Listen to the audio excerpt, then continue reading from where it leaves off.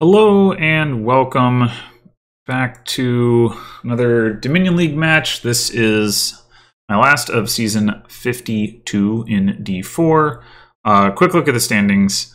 I am currently in first. I'm playing against Sounder, who's in second. So basically the situation is I'm a couple games up going into this, so I don't need too many wins to secure promotion. 3 wins will guarantee me first place. Possibly I can get first place with less than that. So I'm in a pretty good spot. Obviously I still, just want to play well and make absolutely sure that I promote. So what do we have here? We have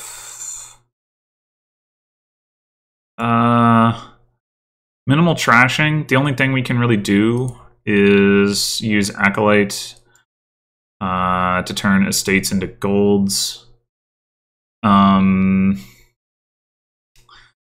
The plus actions is either Crown or Golem. It's kind of awkward.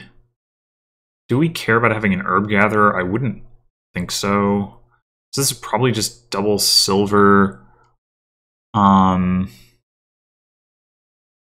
Yeah. And certainly don't think opening Tiara or Potion. I don't really think opening Sheepdog is good either. We're just going to get some Warbs. We're going to get some Crowns and Peddlers. Yeah, okay. Well, 5-2 is probably better. It's not 100% clear to me, but I would think. So we hit 4 here. So, okay. We could get a Potion.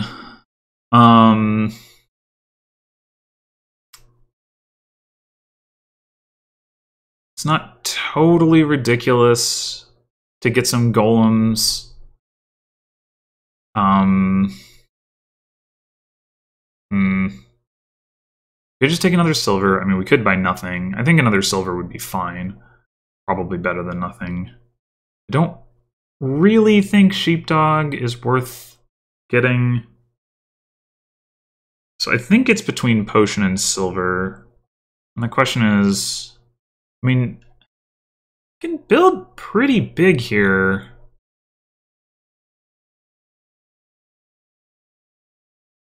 Yeah, I don't know. I'm not confident in this move, but we're gonna do it. I'm gonna take another wharf here.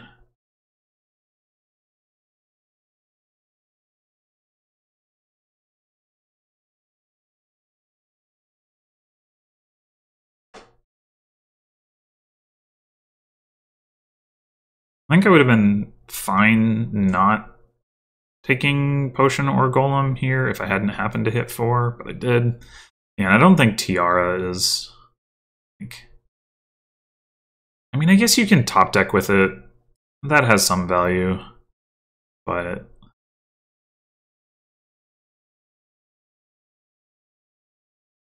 not super excited about it. Alright, so the Golem isn't going to do a whole lot right now. But... even if it just sifts to our one other wharf, like, not this turn, obviously, because we won't have it, but, like, if we don't find it until next turn. If we do find it this turn, it'll be pretty sad, but... obviously, we're going to need to get some other actions into our deck. Specifically, Peddlers. Crowns as well will help. Interesting you go for Crown now. Okay, yeah, that happened.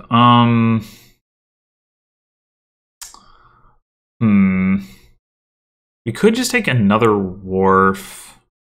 We could take a Crown. It's just not very likely to... I really...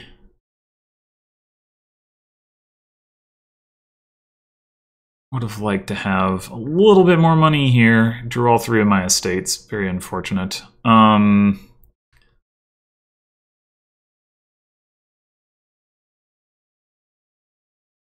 Like, if we hit the Crown with the Golem, it doesn't actually do anything until we get something else into our deck. On the other hand, it does help discount Peddlers, but I think another wharf is better still.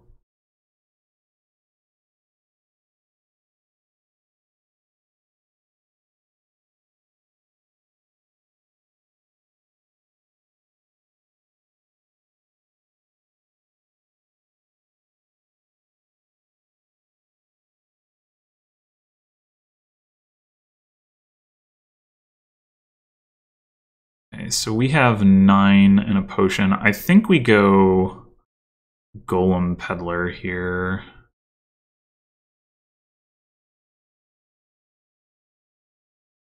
Now we've got at least the one target, which will make it easier for us to get cheap peddlers and a bunch of them, and then we'll kind of be rolling. I would like to get another wharf as well. So this turn we're going to have one duration wharf in play. There should be another wharf on here, I think. I'm not actually totally sure about that. I kind of lost track of where the third wharf was exactly. But okay, yeah. So we're guaranteed to find our peddler, this golem.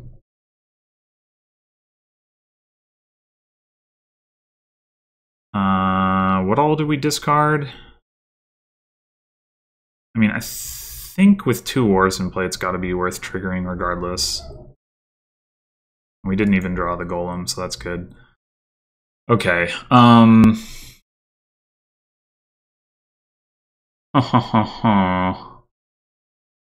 I said, I think I want one more wharf. I just take 3 peddlers. So I take another golem. I don't know if I need another golem just yet.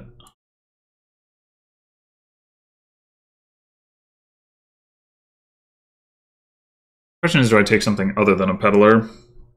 I could actually use another silver, honestly, but the peddler is probably better.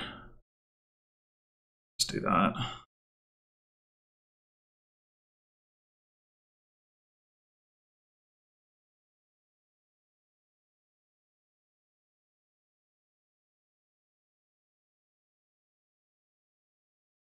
There's a little bit of a nombo between the wharves and the golems because of the duration draw, but I think we've got enough crud in our deck that it works out.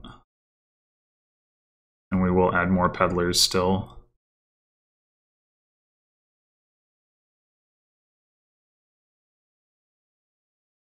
We do have more peddlers down there. At least one. I guess we play the golem. Yeah, okay, 2 peddlers specifically, and we draw our deck.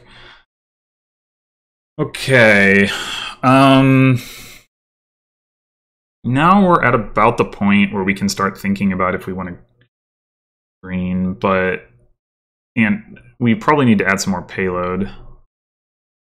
Maybe we take a gold. Well, I mean, we'll get payload from peddlers as well, but so like maybe like 2 or 3 peddlers, clearly a gold, maybe. We could also take a tragic hero and pop the tragic. That probably makes more sense. Yeah, okay, let's do that. Tragic hero, crown, triple peddler. Or do we go double peddler and take one more golem? I think triple peddler.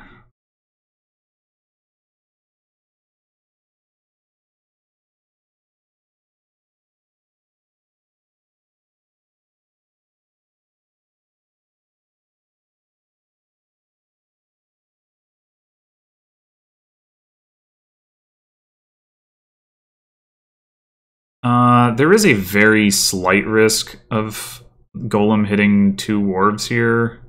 It's only very slight. Okay, and now it isn't possible, and it wouldn't matter if it did happen.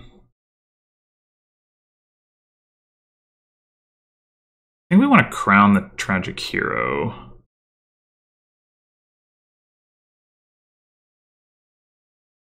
Want to gold, and we can take another crown.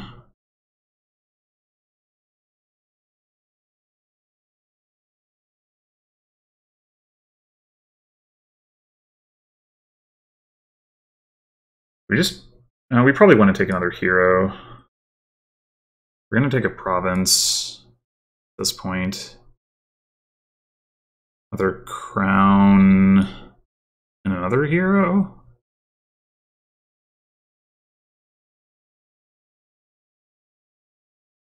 How close are we to a pile out? Not that close. I think this is good. We can potentially have a really big turn here where we pop the heroes and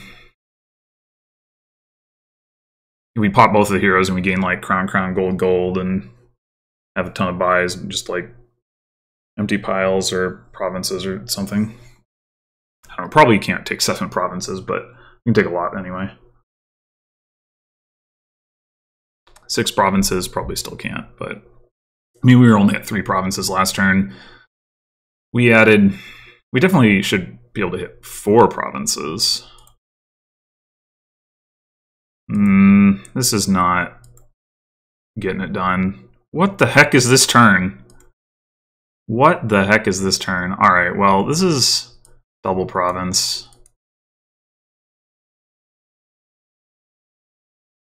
That was just incredibly unlikely.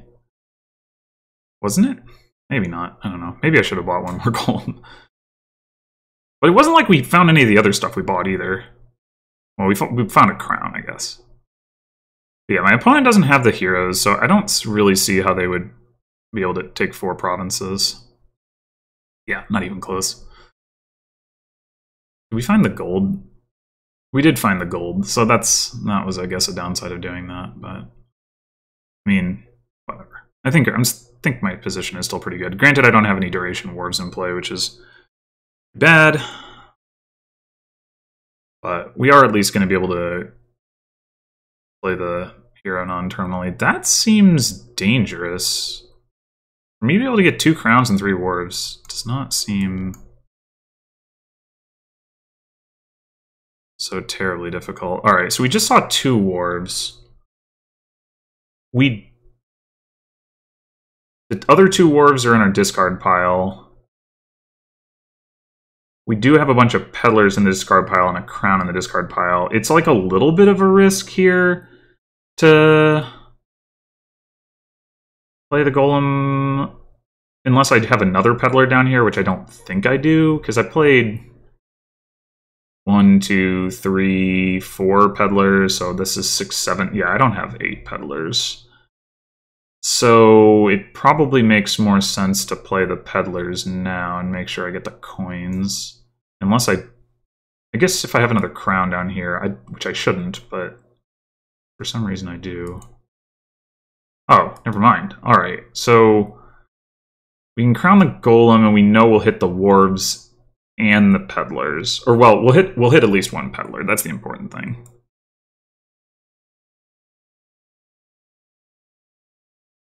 Peddler first, and then we're going to crown a tragic hero to gain a crown, another crown. Yeah, we should be able to just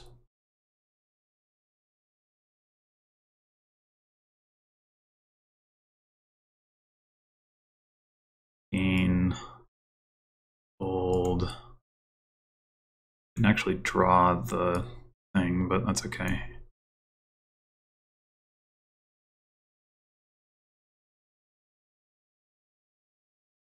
Yeah, so I'm not sure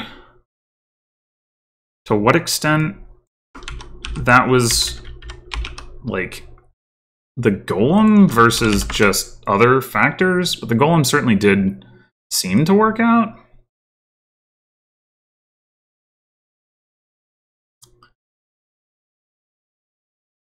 Should probably turn that off soon, although it does help me remember that I cannot counterfeit an astrolabe if that is something that I wanted to do. Okay, so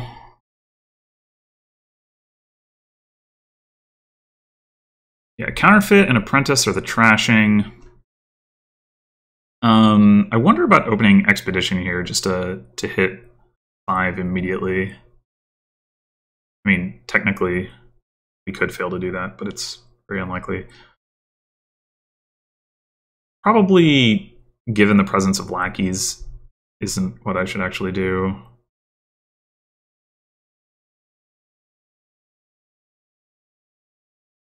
So we have something good to pick up for cheap.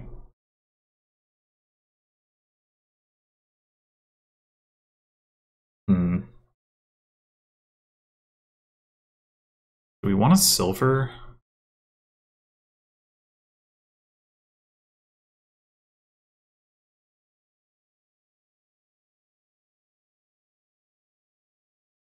We could still open Expedition. Like, the only thing that's four is Caravan, which is not really the most exciting thing to open.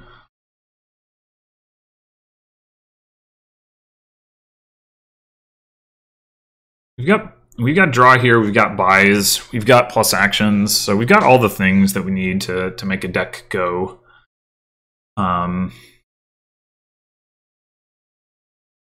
Silver's probably fine. Do we want...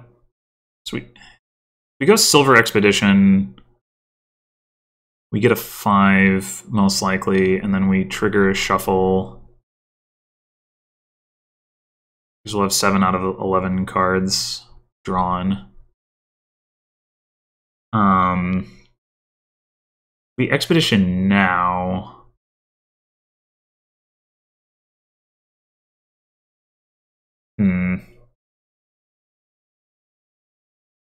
Well, we don't need silver in the long run. Like, that much seems clear. I kind of like opening Expedition. Just get the counterfeit as soon as possible, use that to afford Apprentice. If we fail to afford Apprentice, we can buy like double lackeys, double encampment, whatever.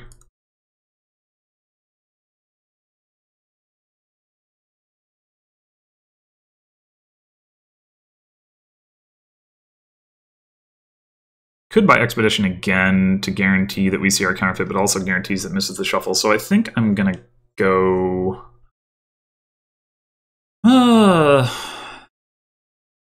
You know, Astrolabe is not bad here either.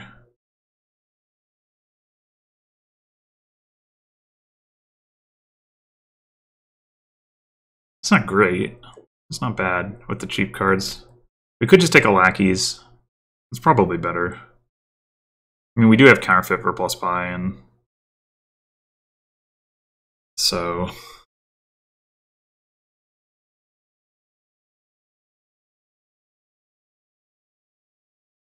it's a little unfortunate that we hit 6.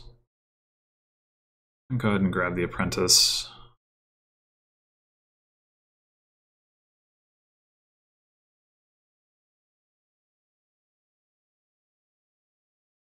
Lackeys will probably pile turning on Paddocks, even if Encampment Under doesn't, which it might.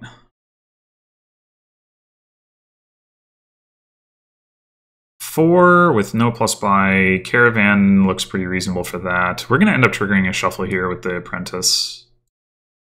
It is not ideal, but must be done.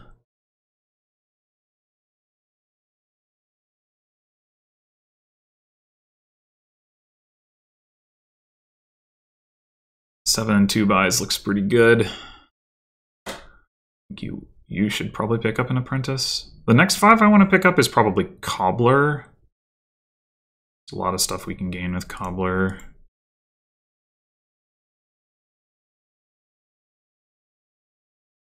We also have 7 and 2 buys. Yeah, I think Cobbler, that's Cobbler lackeys.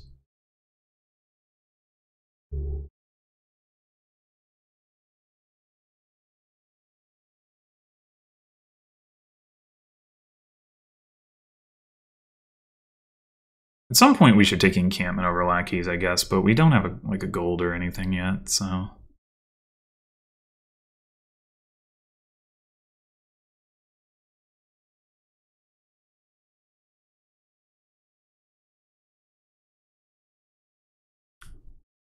So now that we've got the Cobbler, depending on ordering of things, I might look at another Cobbler and I might look at Paddock. I think I definitely want to draw here. Oh, that sucks. We didn't get the to the apprentice or to the cobbler. Okay, so do we want to take a paddock, or do we want to take... We could take a gold to try to set up to keep encampments. We're gonna have duration draw from the caravan. We are gonna be getting lowish on money. Both paddock and gold solve that problem. Paddock isn't turned on yet. So, how valuable is it to be able to keep encampments in the face of monkeys being around? And we could even take the second cobbler right now, but I don't think that's right.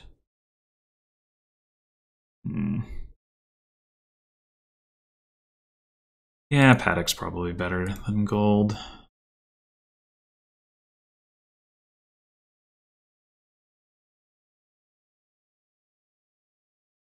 I don't think I'm at the point where I want to be apprenticing a lackeys here. I mean, we'll see what we draw with the caravan.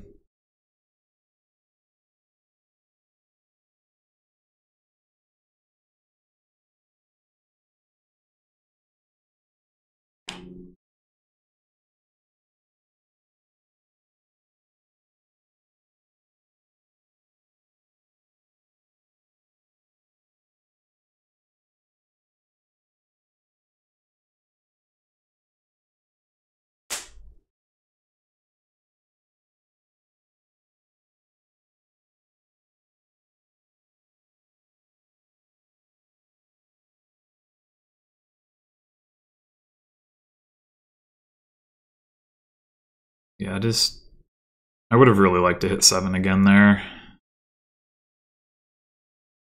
I mean, I would have just taken other lackeys in addition to the 5, but still, I'm good.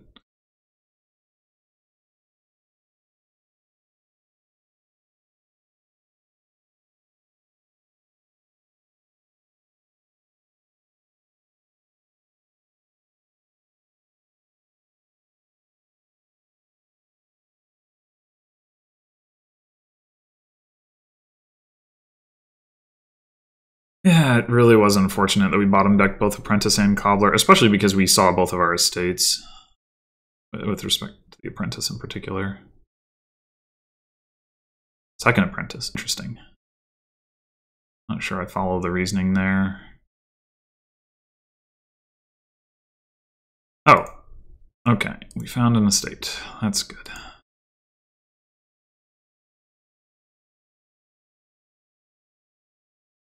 All right, so we're getting a cobbler into play. I think I'm down for grabbing another one. Because of that. We know can probably alternate them.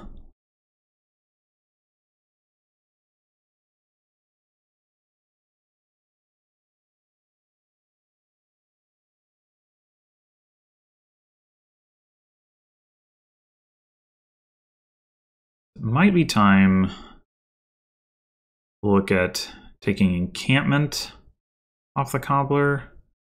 Sunder took caravan. That's also certainly reasonable. We've got oh no, we have the cobbler in play. That's right. Okay, so yeah. And caravan does more for subsequent turns, but for this turn, hang on to some extra villagers and draw an extra card. I do kind of like.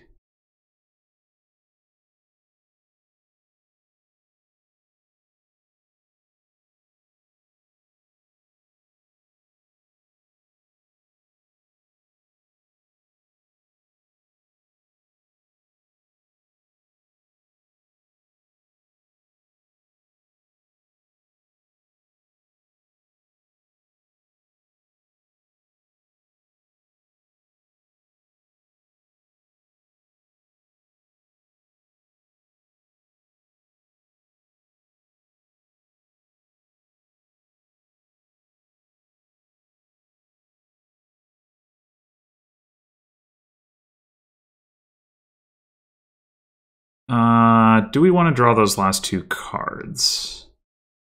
What are they? One of them is a lackeys, at least. Are both of them lackeys? I don't think so, no. Which means the other one is probably a copper. So then the question is...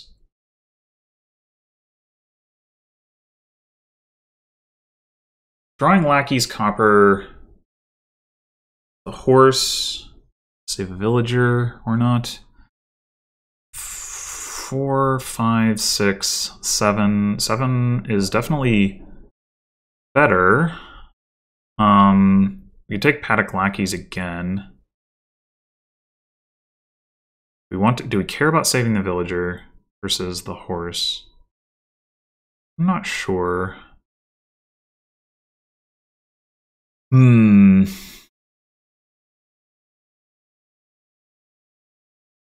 gonna save the villager. Oh. Wait, why would I have had 3 horses? What?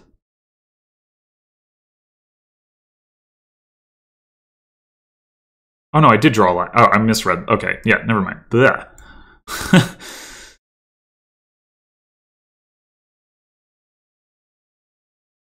So yeah, I think we go... I think we go lackeys, paddock again, and then if our opponent empties the lackeys for us, it turns on our paddocks, and if they don't, we can take the lackeys ourselves.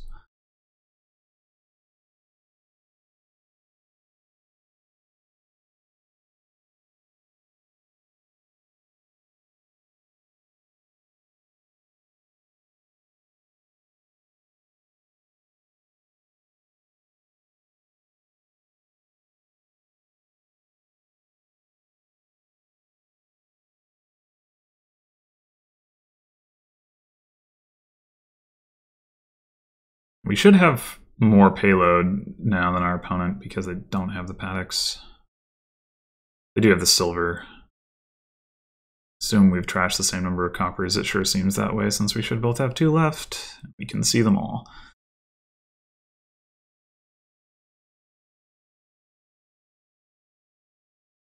Oh, they do take the lackeys. Okay, well, that makes things a little easier on me.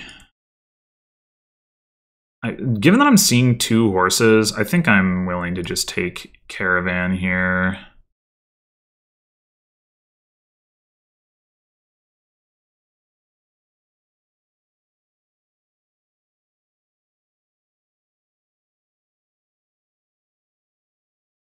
All right, do we want to apprentice a lackeys? We probably want to apprentice a lackeys.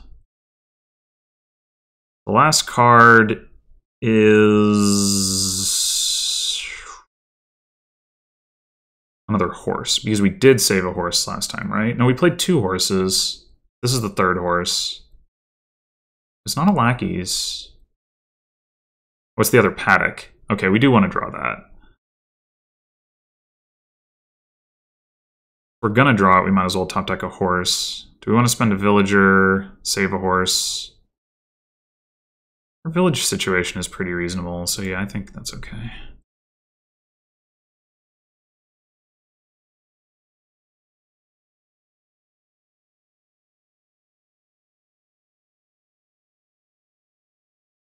So we could take encampment gold here.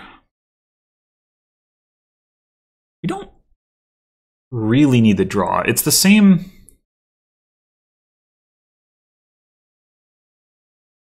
I think, like, what is the best way for us to continue to increase payload? We can add more paddocks. Paddock is less money than gold, of course. We go paddock silver.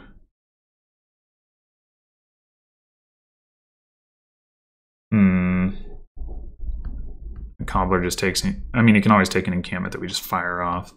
Maybe that is better. Paddock silver. That's 4 coins. 8 coins right now, but that's going to go down to 7 next turn. We go up. If we go up 4 coins, it's 12. Then we can. Then taking the gold looks better. Yeah, I think paddock silver.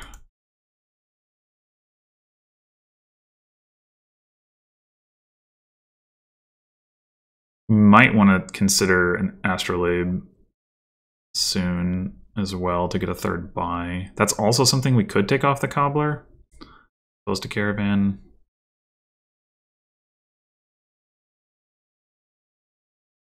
That's only going to be particularly useful if we are buying encampments, though, so maybe not. Like, if our goal is to hit, like, Province Paddock or something, doesn't really matter.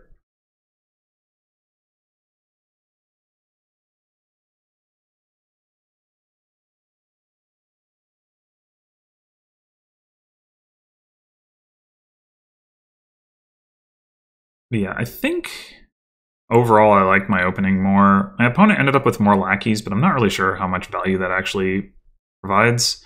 They do have the silver. They did get the silver into their deck much earlier, but I managed to get more payload into my deck faster overall despite being second player. So maybe that wasn't simply as a result of the open, but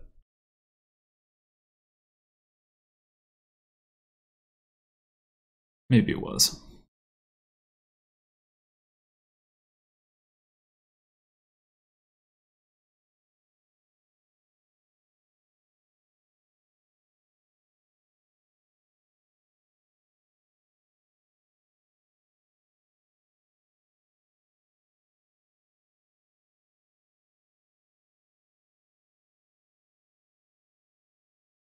Oh, they had both cobblers in play. Interesting. Okay. 2 silvers. Yeah, I mean, that makes sense. You want some more payload. Although, I'd be a little concerned about my action situation as a sounder now. Down to 3 villagers.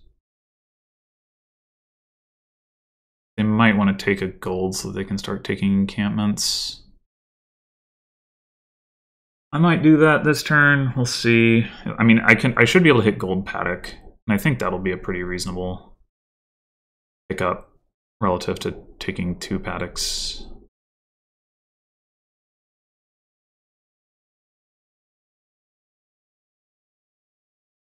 They can hit gold paddock. I think that's probably the play for them. I mean, they could start provincing, I guess, instead. Just try to, like, you know, you apprentice out the lackeys and you gain caravans and paddocks, and eventually you don't need actions anyway, so that's an option.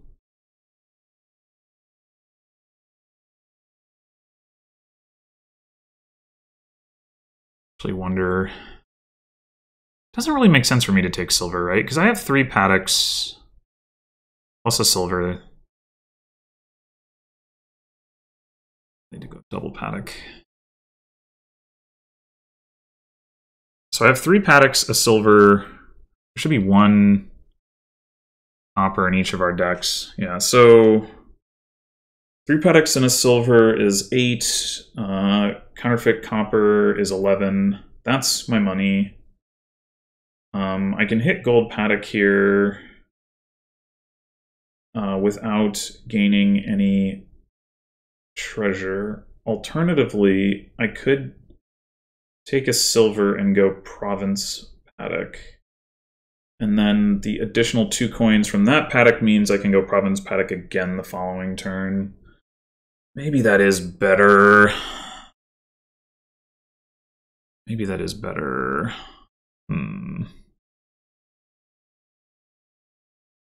Because I'll lose 2 coins from, like, not having a copper to counterfeit, right? Although I can always counterfeit silvers, I guess. And regain them with the cobbler. It's an option. Yeah, I think provincing actually is probably better.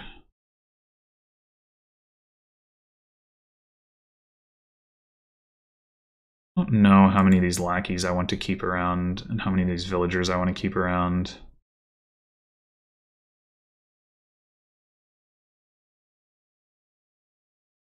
I think I'm going to apprentice a lackeys.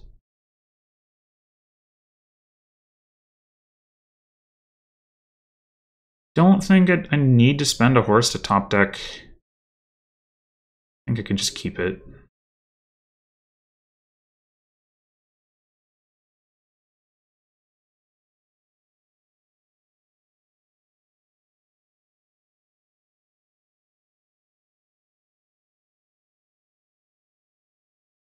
So this turn we have 4 paddocks, 2 silvers, and a counterfeit. That is 13 coins right there. So we can just take like Caravan.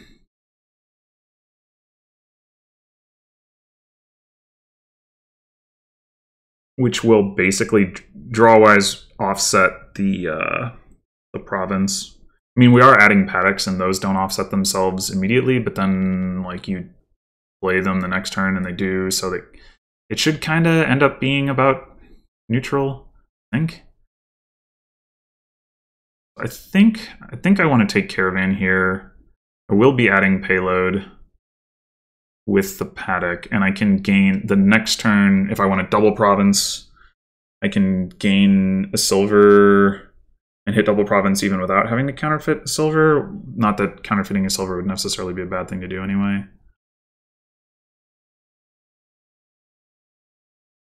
I probably have oversaved villagers. Here, I can should probably be spending those down rather than spending the horses.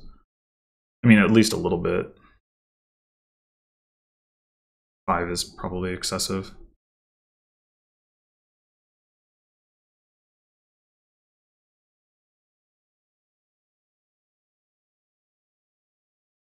I was like building up horses in my deck. I mean, granted, I did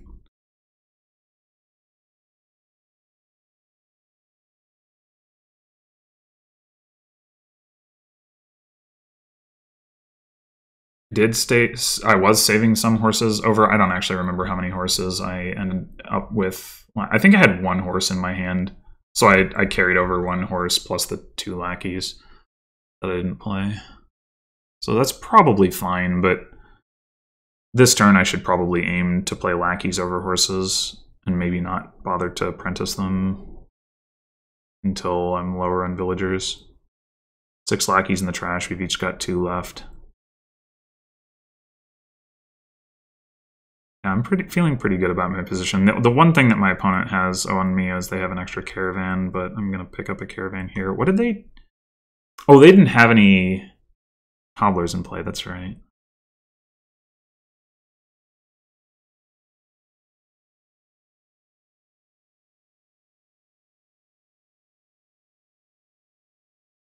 So they do have another silver. I mean, they can also hit 13 here. It's just that they're like kind of a turn behind. They'll have a slightly spikier turn and coming up with the double cobbler again. I don't know how much of a difference that's going to make.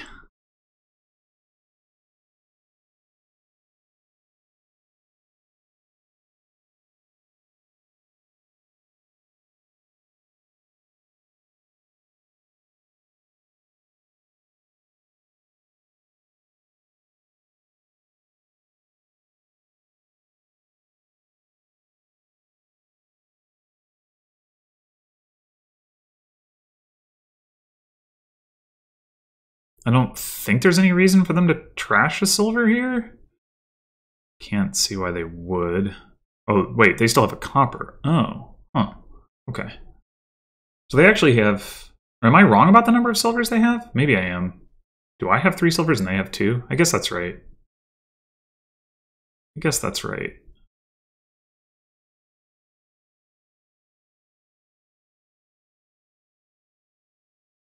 All right.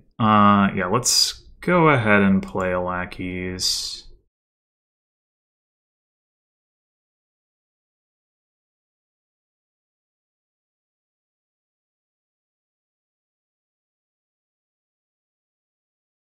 Saving 2 horses over. Once again, I'm not thinking that I need to trigger the shuffle here. Although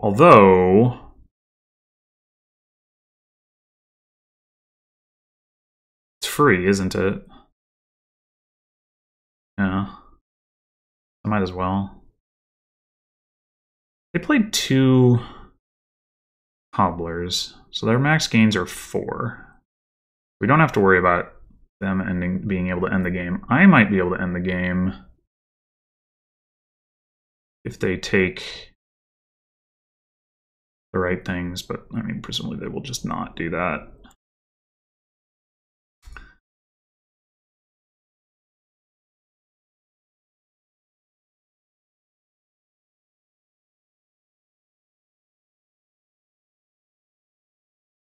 I think it's still correct to take Paddock here with 5 provinces left. I think it's gotta be.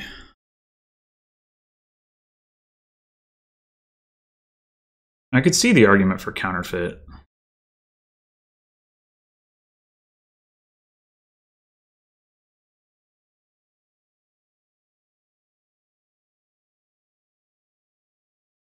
I mean, we can...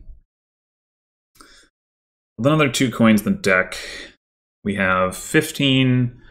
We counterfeit a silver, we have 17. Yeah, we can't get... We certainly can't hit triple province. If we gain a silver at 19, there's not enough for double province duchy. Yeah, counterfeit might have been the play. I should have thought about that more.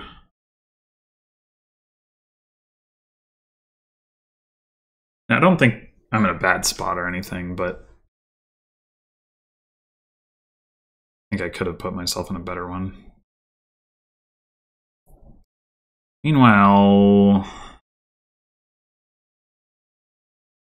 my opponent just take double silver. Taking a caravan is safe, but they can't really take 2 caravans. Maybe they can. Because if I take a caravan... Oh no, yeah, because then if they take 2 caravans, and then I take... Well, they're not taking 2 caravans anyway, so it doesn't matter.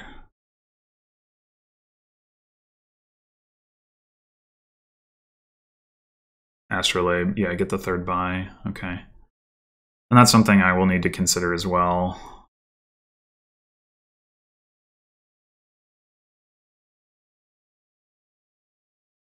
So we'll see whether they buy a counterfeit. I think this turn, like if they go province counterfeit, they might be a threat to triple the following turn.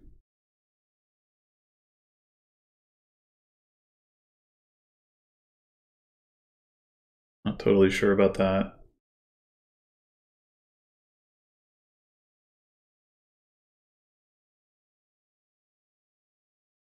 I'll almost certainly want to take a silver here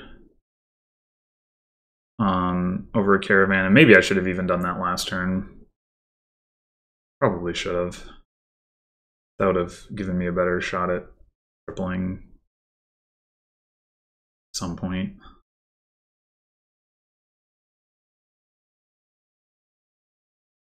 We each have 3 silvers. They can hit double this turn.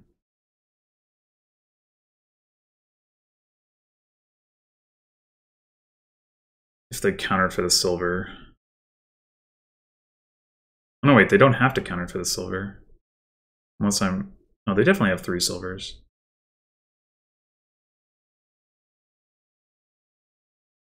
And there'd be no reason for them to counterfeit the silver if they're going to go for double province. Double province is actually a pretty good move for them, I think. Yeah, I'm regretting not taking a silver instead of the caravan, because if I'd taken a silver, then I think I still couldn't have hit. I think I would have had. I think if I'd taken silver and gone province counterfeit, then I would be able to hit triple this turn. I'm not going to try to do the math to prove that, but I think that's probably the case. 4 paddocks, 4 silvers is 16. Maybe I'm going to do the math. Counterfeit is 17. Counterfeited silver is 18, 19. Another silver counterfeited is 21.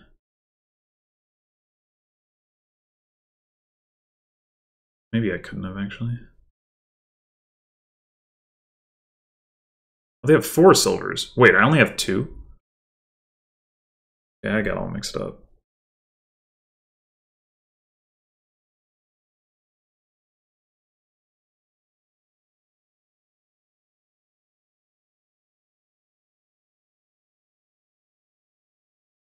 If you're going to buy an estate, you kind of got to do it now because you're not going to have Cobbler in play. Encampment might be better, though. Meanwhile, yeah, I'm in a little bit of an awkward spot.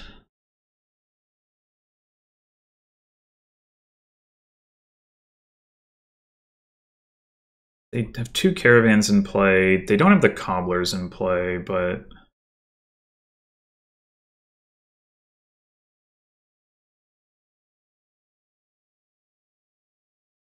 encampment. So they're not going to be able to hit triple because they don't have any way to gain more silvers. I do need to take... maybe I need to take Astrolabe so that I can take more duchies. Yeah, that's probably the case. I think I have played this incorrectly. Too much reliability, not enough payload. Was winning, and now I don't think I'm winning. We can do this.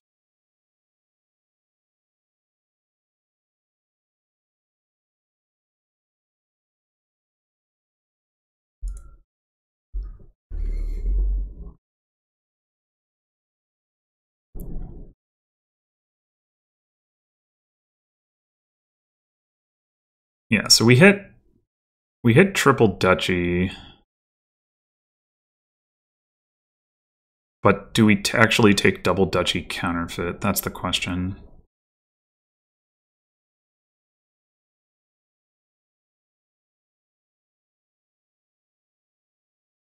If we... so 10...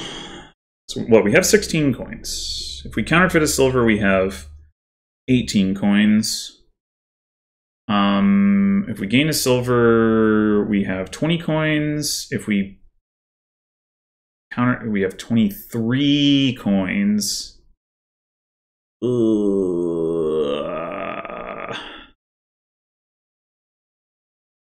Yeah. We won't be able to go double province duchy. We still need... well, okay, if we take double province... or sorry, if they take double province again,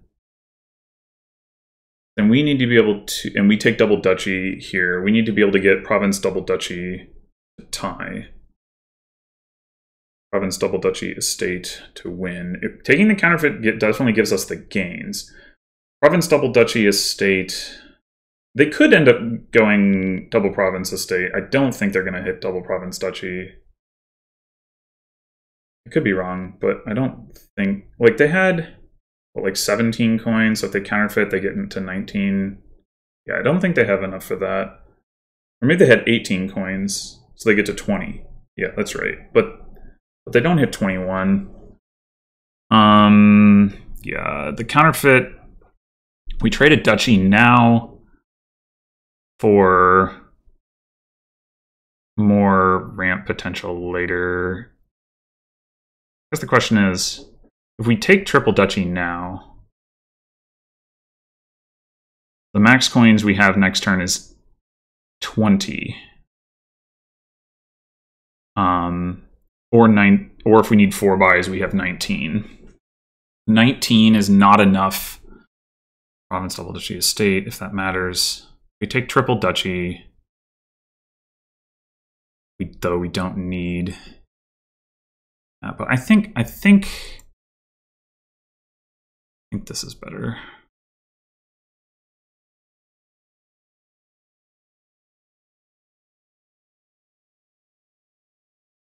And if they...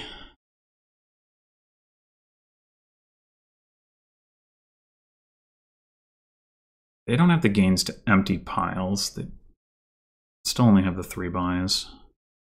And they can't get another one this turn. I'm thinking they should have actually taken estate and not encampment. I think encampment, they probably don't need the draw, and having the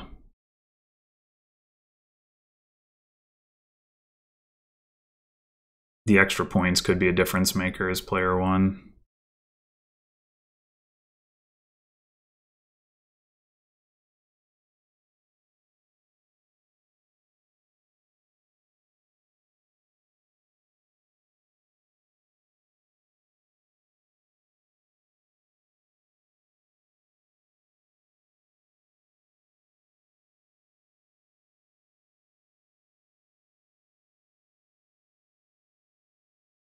We're definitely taking a silver here. With the double counterfeit, we can hit a 5th buy by counterfeiting counterfeits. We shouldn't need to take Astrolabe.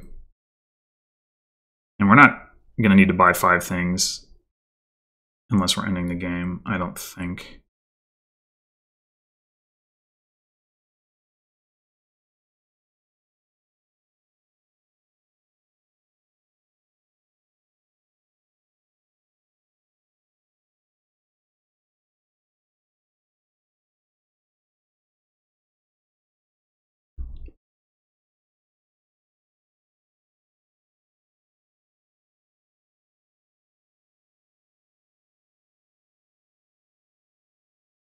Yeah, if I had an extra 2 coins in my deck instead of an extra caravan, that would sure be better. That would sure be better. It was definitely a mistake to take that 3rd caravan.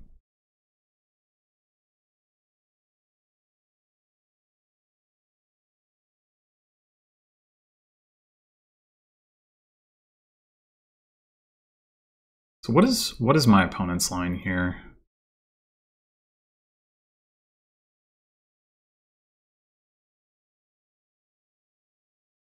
I don't know. And if they triple duchy, I can win on triple duchy Paddock, which is definitely doable.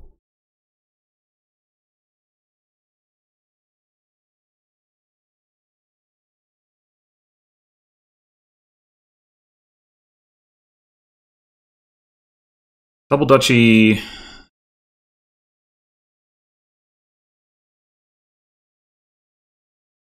is safe. I don't think there's any way for me to double they should probably also go double duchy counterfeit.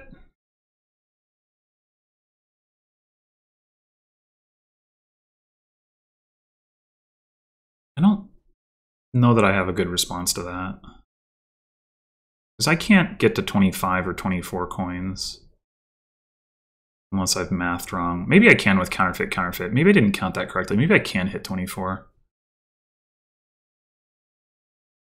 5 Paddocks is 10 coins. 3 silvers, 16. Astrolabe, 17. Counterfeit, 18. Counterfeit, 19. Doubled counterfeit, 20. And 2 doubled silvers, 24. Yeah, I can hit 24. Okay. Good.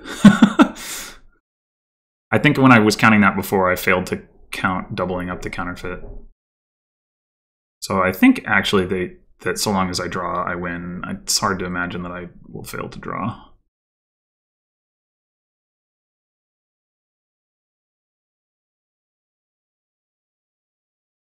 Even like Apprentice Caravan or something like that.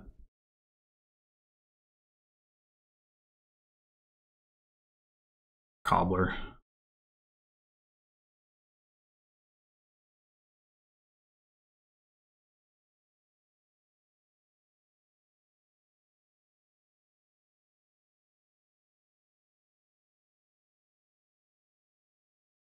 Yep, I think got this. I think I didn't play this quite correctly, but I think my opponent needed the second counterfeit as well, and they're too late to pick it up.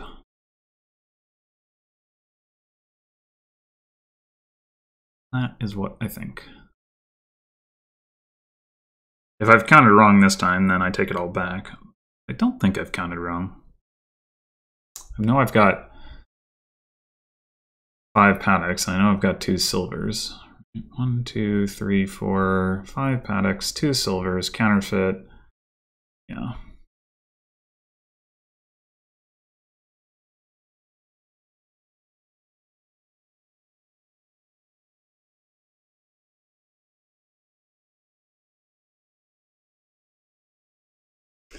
So yeah, turn before last, we should have gone province counterfeit, and I should have taken a silver, and then I would have been threatening to do this last turn, but fortunately, I mean, well, last turn, yeah, I would have been threatening to do this last turn, assuming that they double provinced as they did. Maybe they wouldn't have double provinced if I had taken that line, but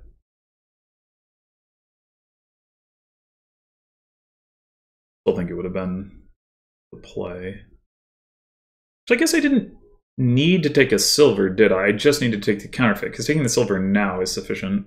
Or is it because I took a silver last turn that's... Did I take a silver last turn? No, I took the Astrolabe, which I also needed. Yeah, so I needed to take one of those instead. Probably the silver turn before last and the Astrolabe last turn. Although, I mean, taking silver both turns would have been fine too, because if you counterfeit, you get enough buys anyway. I mean, you don't need 4 buys to hit Triple Province, obviously, but like, I don't know. Whatever. I needed, the point is I would have been 1 coin short at the time from, I mean, so I guess it's possible that it would have actually been better to take Astrolabe instead of Caravan or Silver 2 turns ago, because that would stay in play, and I could still threaten, triple by taking a silver off the Cobbler then last turn, but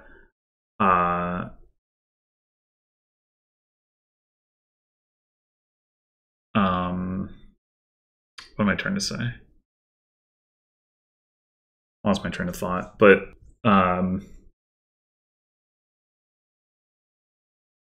yeah, like being able to threaten, having the extra buy going if the game goes in a different direction, right? If they don't double province, and then I'm not necessarily trying to triple the next turn or whatever. Like having the extra buy, having the coin that stays out might be better. So anyway, there is something to consider here, which is that if my opponent does double province, do I actually have the money, or double province estate? Do I actually have the money to overcome that?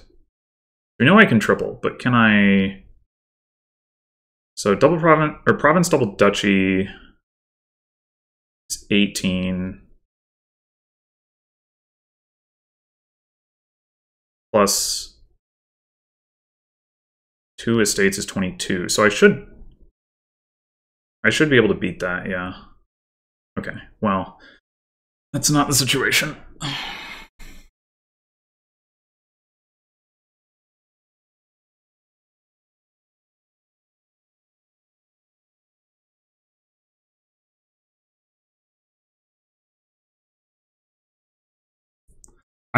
I think the best line for them is to take counterfeit. Like, if somehow I miscounted or I fail to draw or whatever, then the counterfeit, I think, gives them the best shot. I can't hit 25, so I can't empty on duchies and paddocks. But I can definitely hit 20 to empty on duchies and paddocks if they take one more duchy. Taking province is like, then all I need to do is hit double province estate, which is too easy. So, yeah, okay.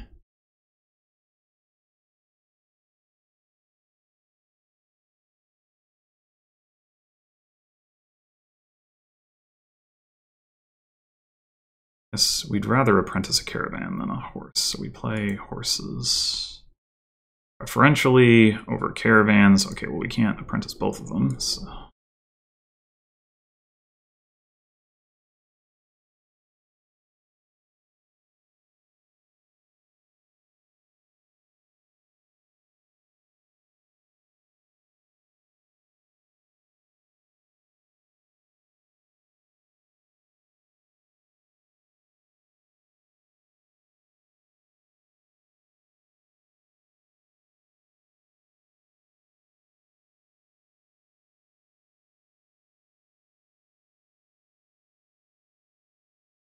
There it is.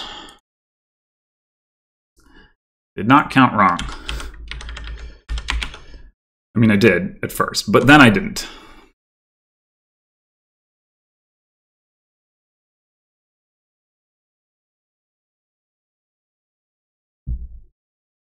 All right, one more win. I will have clinched first in the division,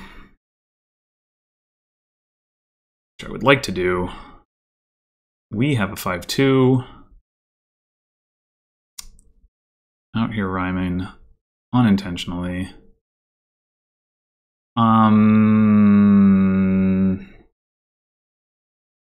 Hate that black thing. Oh man, that sounds bad. When the cards are black and not rendering correctly. Okay, so research is the trashing. And the draw question mark? There's like market square stuff we can do. We can't open with it though, which is real awkward.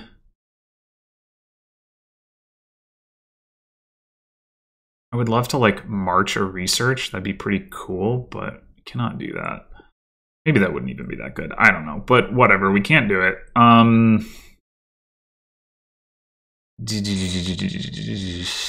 We could just open Relic, I guess. Like it's a good enough card, I guess, but Relic, Slay, pick up the research in the shuffle. We could still plan to march it, I suppose.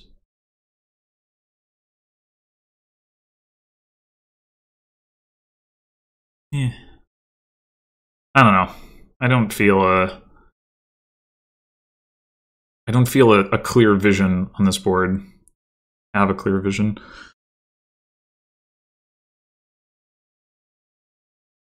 You can do some stuff with research draw where you're like researching golds and then discarding market square to get more golds. That's probably something that we want to do.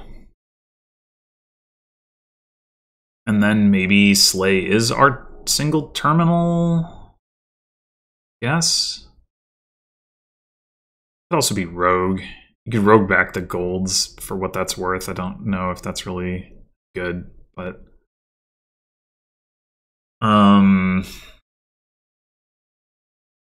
we don't need Skulk for plus buy. We might take a Skulk at some point just to like get a gold, but okay, I hit 6. That's not really what I wanted because that makes it a lot less likely that I can buy a research and march it. Because I only have 4 coins, and actually I only have 3 coins in those 7 cards. This is very unlikely. I do need to take the research now if I want one, which I do.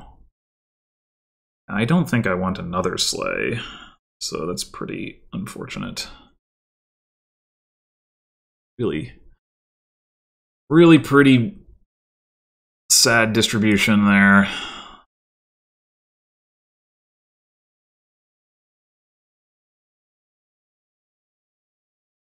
All right, I guess we're gonna go ahead and take a market square here.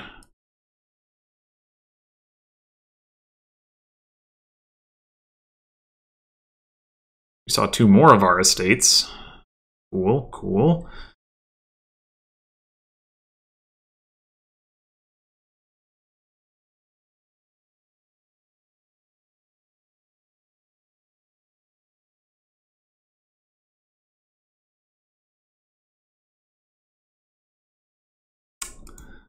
Well, the good news is that the research isn't going to miss our shuffle and did something.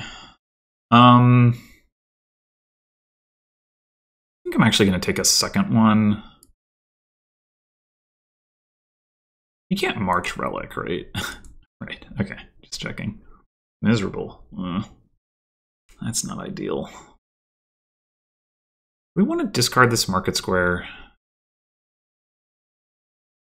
We probably do. I guess we can play the horse first and see what we draw and see if we care.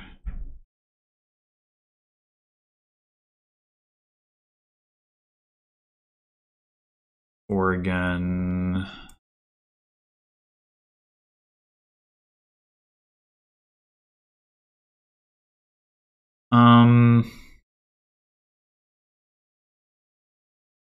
I think I'm gonna take another market square.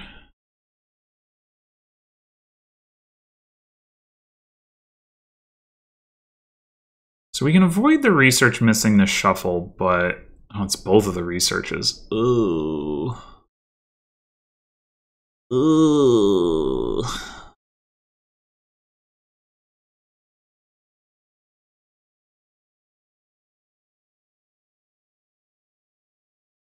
I guess I could have decided to research a copper. Maybe that would have been better. Nah.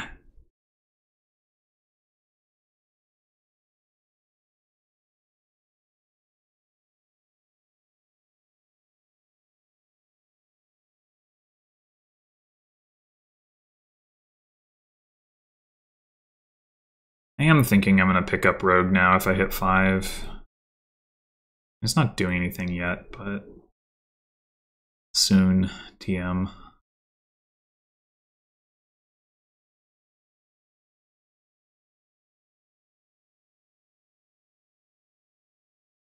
And this probably doesn't end up as anything like a clean deck. It just sort of like you have some golds and some market squares and some researches and you buy some provinces and don't really...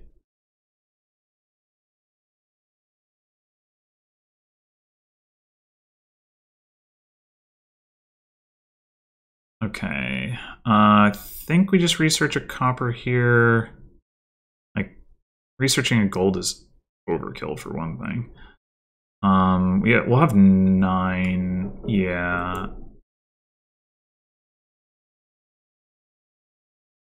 We would have had 10, but I don't know that I really care about that. So do we want to take... Do we want to take another market square? We want to take another research.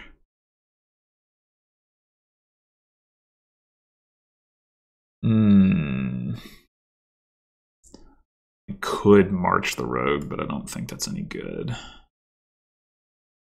think I will take another research, actually. We do need another market square as well. And we have minus card, and we have no duration research.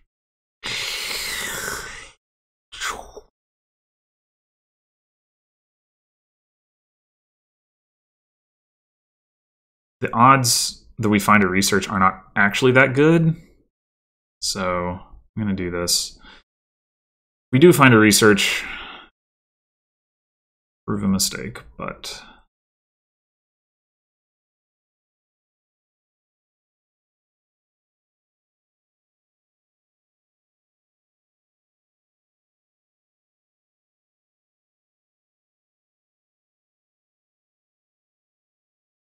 Well, I'm not even necessarily.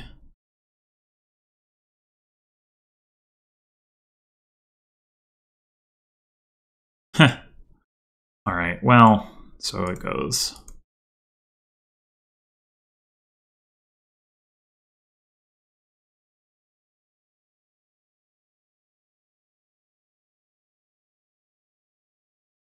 I can find another market square here. I will probably research this gold.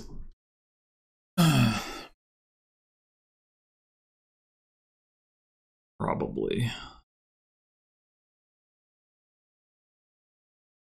Oh, well, that's not very likely, is it?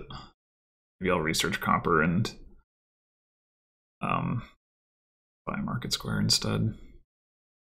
We'll see.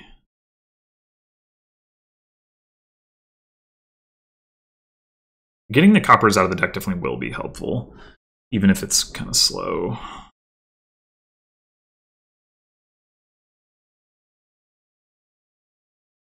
Do we have... We do have a research in our discard pile. I guess we could march it to trash another copper. I don't think that's what I want to do. I think I want another market square. I want to be able to do the research market square thing. It's no apprentice market square, but it's something.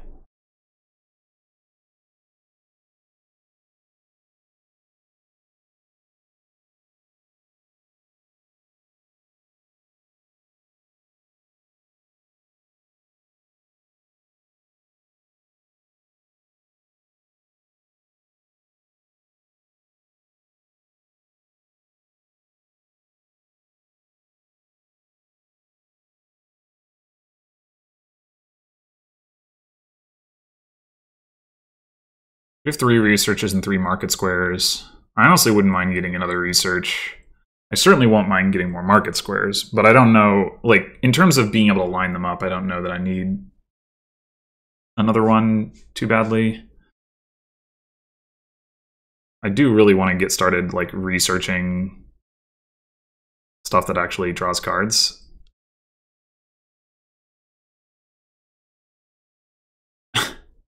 Well, researching a research and then roguing it back is not ridiculous. I think that's fine.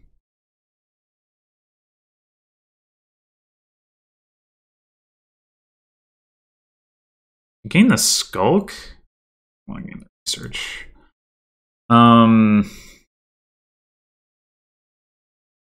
And do we take one more? Yeah, I think I'm going to take one more research, and then I'm done gaining those, I think. I guess Relic doesn't affect the research set-aside stuff, does it? Do we research now? We know that our rogue isn't down here, which is a good reason to research now, because I don't want to set that aside. I think I'm going to research the estate. I will react the market square. Actually, I will put that in my hand because I don't necessarily want to play the slate anyway. I do want to buy a province. Actually, do I just not play these horses and buy the province now? I mean, I do have 2 more researches in here. Would be ideal to play. Yeah, no, let's get.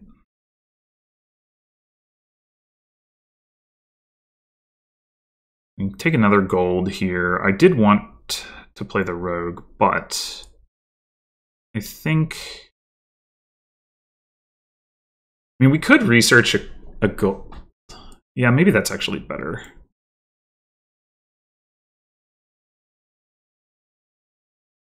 We even get to draw it. Oh, it all goes set aside. Well, that's fine. That's fine. It just means we have 1 million cards set aside for this turn. It does mean that for the turn after this one, we're going to not have anything. This is why this is such a weird deck to play. But seize the day. Okay, so they don't have that anymore. That's good to know. We're pretty far from the point where... Why do they have... Oh, they haven't trashed all their estates. Oh, okay.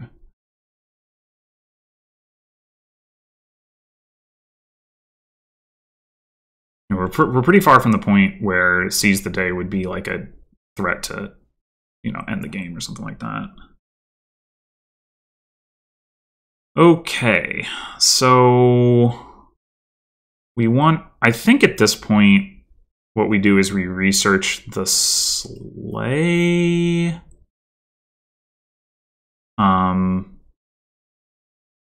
We play one of the market squares.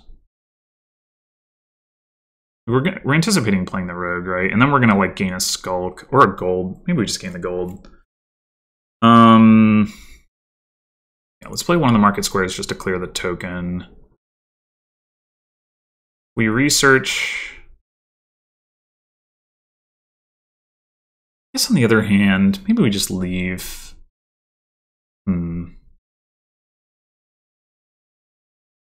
Research copper, discard. Research. We don't get to set the gold aside, which is annoying, right? We could research copper and then research gold, I guess. If we put gold into our hand, let me see here. So we've got 7, 8, 9, 10 coins. Yeah, we don't need 10 coins, do we? All right, so let's research copper, react with both of these. Wait a minute.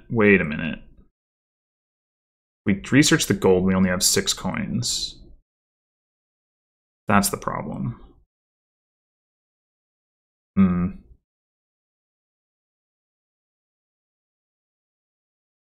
Yeah. Okay, so we probably should research the sleigh. Oh, no, wait. No. We do this. We put a gold in hand. We do this. Then we research the gold.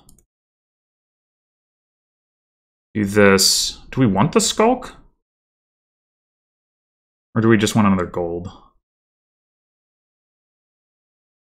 I think I just want another... Well... Gain a gold. Either way. Skulk gives us something to play if the road gets set aside. Yeah, alright. We'll gain the skulk.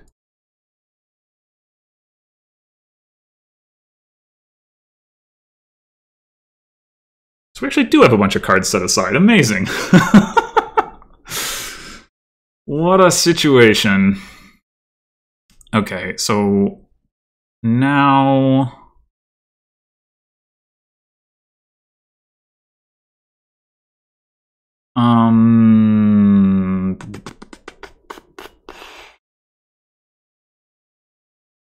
Probably should clear the...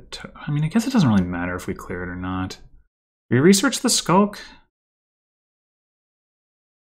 Or do we plan to play it? What we really want to do, we want to take a province, they take a province, and then we seize the day and try to double province. I don't think that they're really capable of double... They're definitely not capable of double provincing next turn, so I don't need to province... I mean, I could double province this turn. Right, 12, 13, 14... Well, no, actually not. Not really. So I need to set up to do it next turn. Oh, wait, no, I can do it with the sleigh.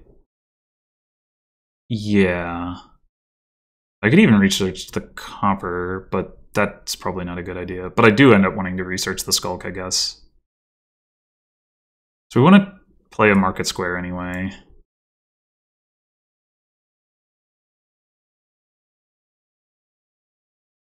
Yeah, we research the skulk. Put that in hand.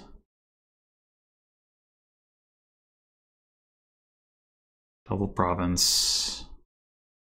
Now, so long as we can hit province C's, which is not actually looking guaranteed. Well, of course, if they don't buy province, we can do... We could even research a province and then buy C's or something like that.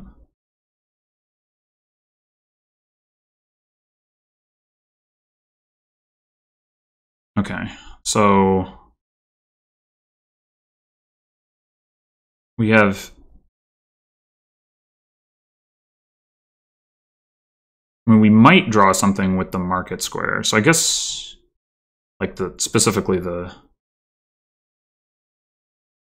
sleigh would be the most relevant thing. Well, hold on. Okay, so we have 6, 7, 8, 9. We draw gold. That would also work. And we did. Okay, so we researched the research. We could research a province. That seems hopefully unnecessary.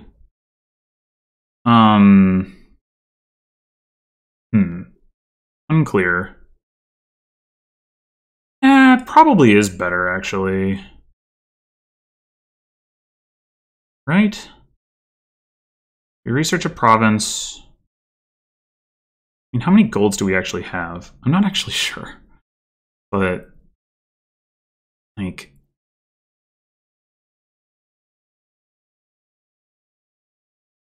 I think it's gotta be correct.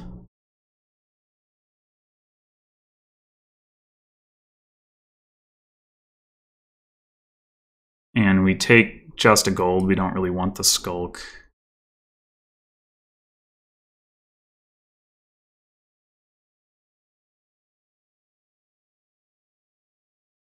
And yeah, that'll work.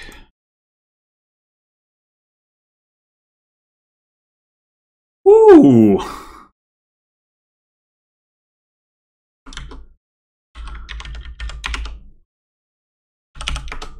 Well,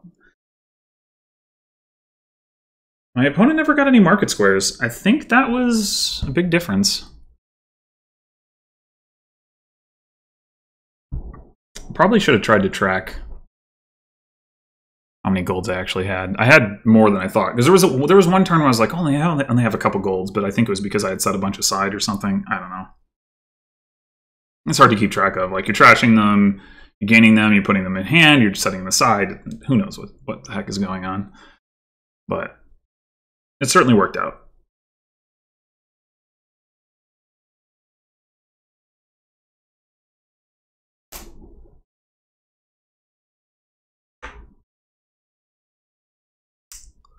All right, well, while they're doing something, so yeah, I'm just to double check. I'm at 18.5 wins now.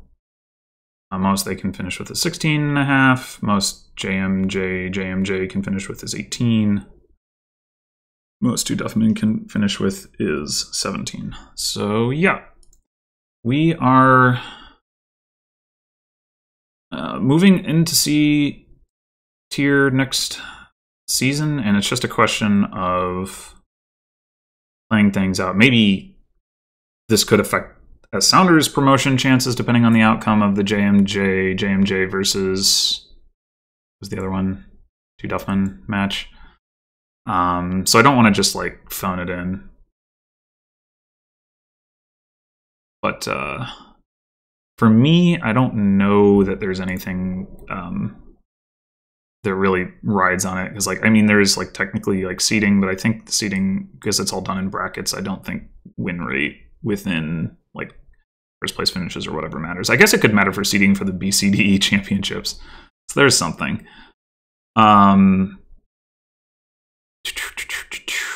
Okay, so we've got plenty of trashing. Way the Goat, Steward, and Hermit. This is the first time I'm playing with new Hermit. I guess there's also Develop, for what that's worth.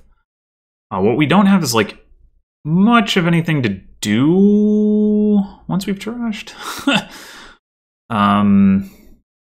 There's Citadel. So like the plus actions is like if you can Citadel and Imp, then you can play 2 terminals. Very exciting. I mean, well, you can try to keep gaining Madmen, but I don't know how you actually accomplish that. So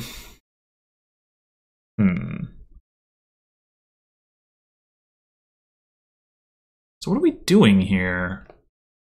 It's got to be some kind of like money-ish thing. Like there's not really any way to get deck control. The question is, do we want to go for like temporary deck control with Madmen? Do we want to just take Steward and trash that way? Like, Steward is certainly faster trashing. What is Hermit going to enable us to do? It'll gain us some silvers. And then, I don't know.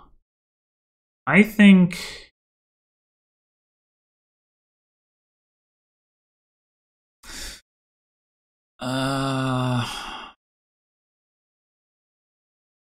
gets out of the way. Which is nice. Doesn't trash Copper though, obviously. Although, well, with Way the Goat it can.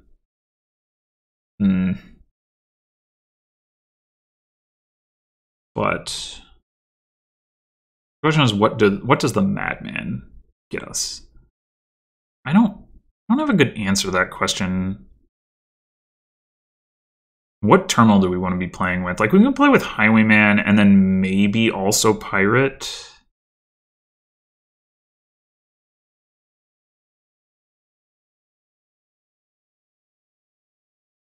I think I'm going to go for Steward. Not Hermit. We'll see. I end up regretting that, but my feeling is just that, like, Madman, like, there's not even any plus buy. Madman is going to struggle to, like, do anything exciting. Like, it'll maybe help you hit Citadel. I don't know that you need Citadel here. It would, I mean, I would take it freely offered, but if I hit 8, like, I might just prefer to Province. We're gonna be aiming to get a Highwayman as our first 5, and then maybe a Pirate. We'll see, and then we'll probably take a Treasure Trove.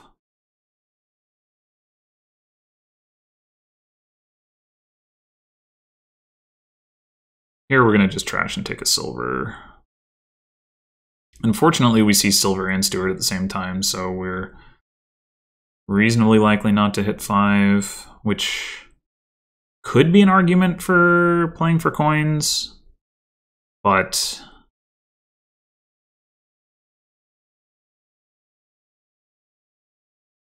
I think I'm okay with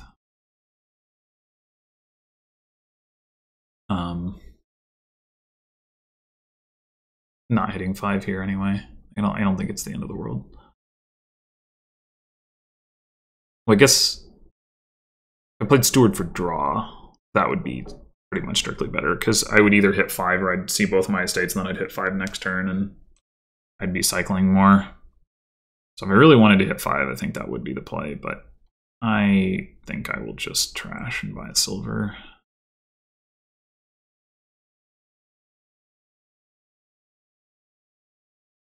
I mean, we'll see. Maybe, oh, alright then. Maybe Citadel will work out to, like, be a difference maker. But I don't know. It just doesn't seem, I mean, it's not, again, it's not bad. It's certainly not bad, but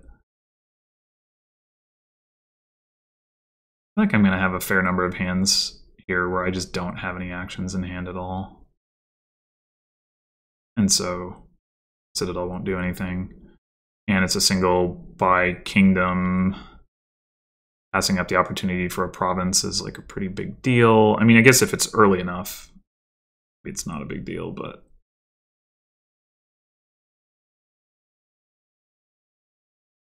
yeah, this is just another Silver. I'm fine with more or less unending quantities of Silver here. Something else to pay attention to is, like, whether we want to trash our last estate.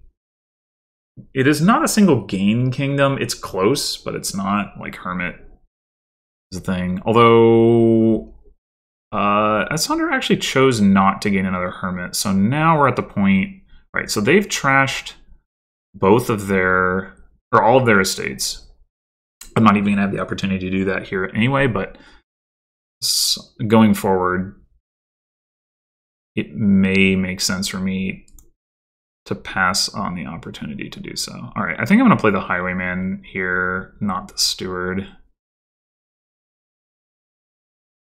Just keep taking Silvers. Right, so here, I think we're going to, we might well hit Citadel here just as quickly as our opponent is doing, assuming that they're going to opt for that. Like, Highwayman is almost as much draw as Madman anyway.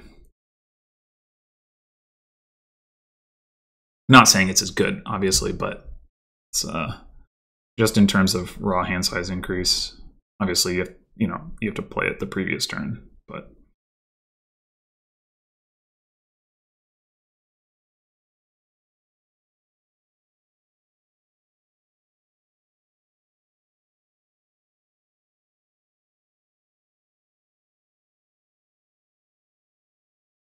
And you're goading. Wow. I guess you're not taking Citadel. Huh. Well, oh,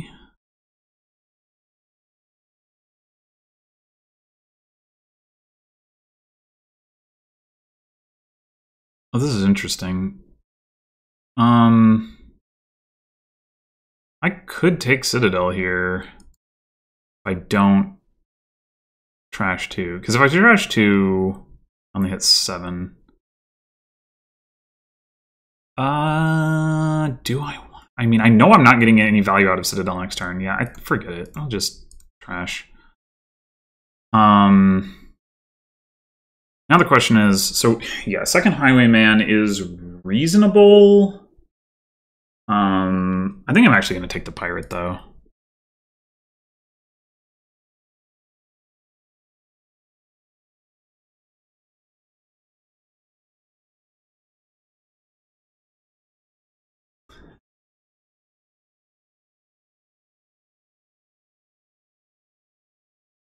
Like, there are going to be treasures gained, right? Pirate's going to...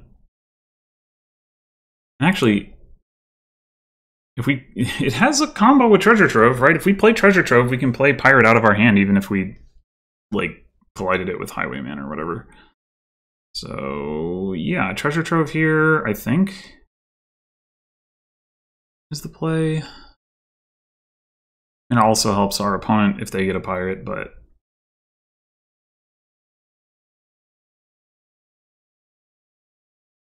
They got another Highwayman into play last turn? Huh, okay. And again this turn. Well, I guess I'm not actually going to get a Treasure Trove then. Okay.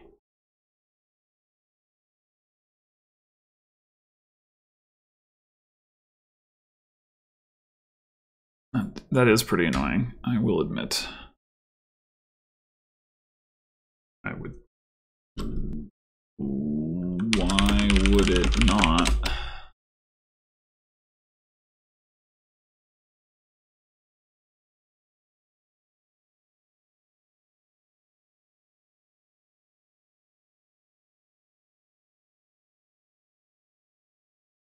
Well, it doesn't say non-duration. Yeah, no, I mean, I will say, they've hit Citadel here, and I haven't, like, my deck hasn't really come together, so I do think that S-Sounder is ahead here. Mostly on the strength of having gotten those Highwaymen to line up really nicely. I mean, which isn't to say that, like, that was necessarily unexpected. I mean, I don't know whether it was expected or not, basically, but being able to double play the Highwayman, like, it's more likely that you get to keep doing it once you've started doing it, and that will give them a lot of reliability, if nothing else. So I do think that that's good. What's less clear to me is whether it made sense to go for it in the first place, but it's, you know, it's looking like probably did.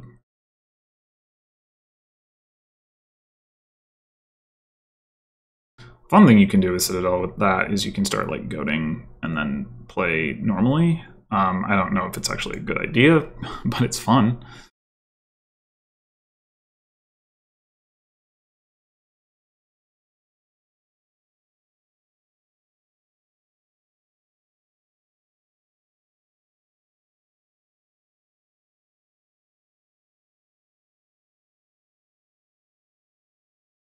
So we're definitely going to play the Highwayman here. That's pretty obvious.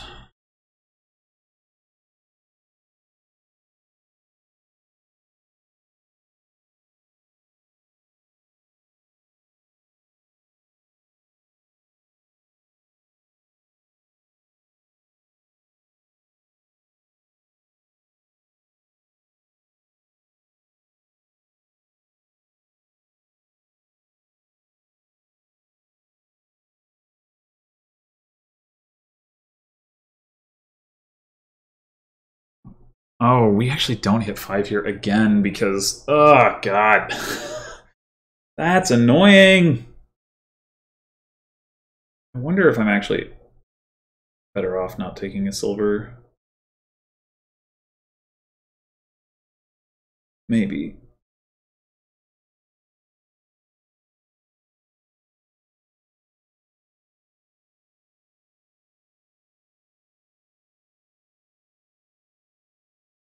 Are gonna do that. That's surprising.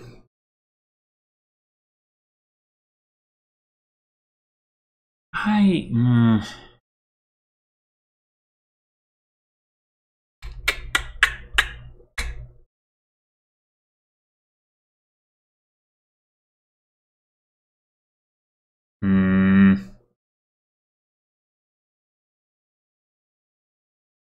think silver is just generally going to be better than nothing here, but I'm not totally confident in that. Because it does get to a point where, you know, with Highwaymen in play and the silver nullified, it's pretty dang hard to hit 8.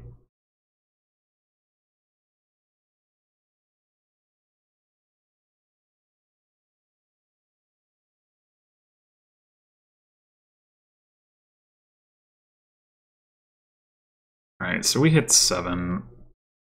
I'm going to take that treasure trove.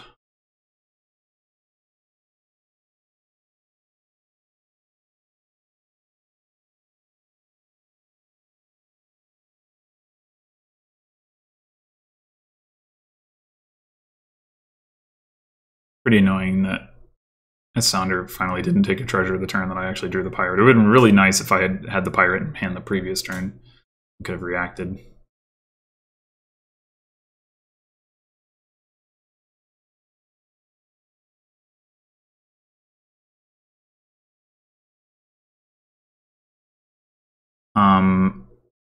Do I want a second treasure trove?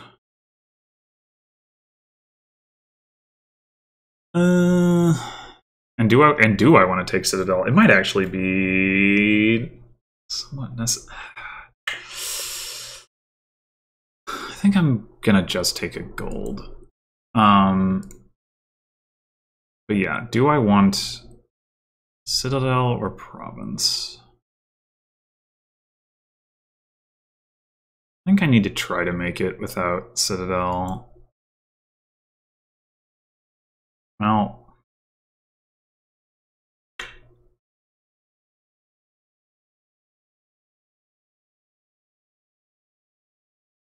it's probably not happening.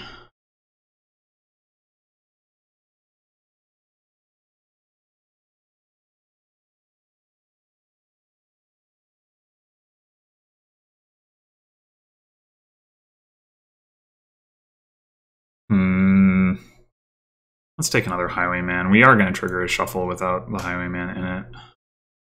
I mean, maybe that should be Duchy already, but...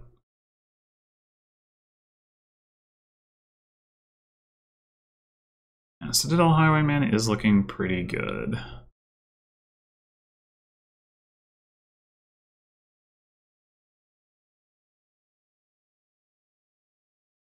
And we miss Province again. Ay, ay, ay.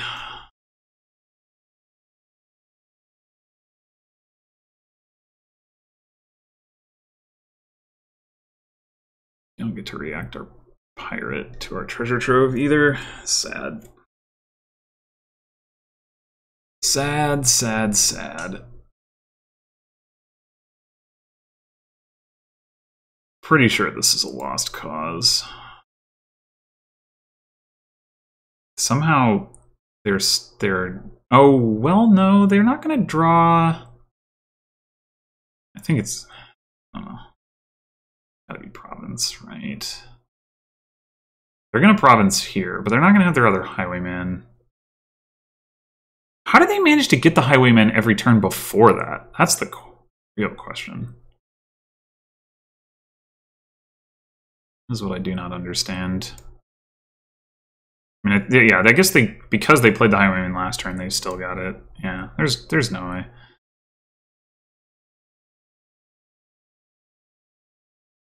Like, it seems like at some point that sequence should have broken because maybe they didn't have enough cards in their deck. Maybe they actually were thin enough.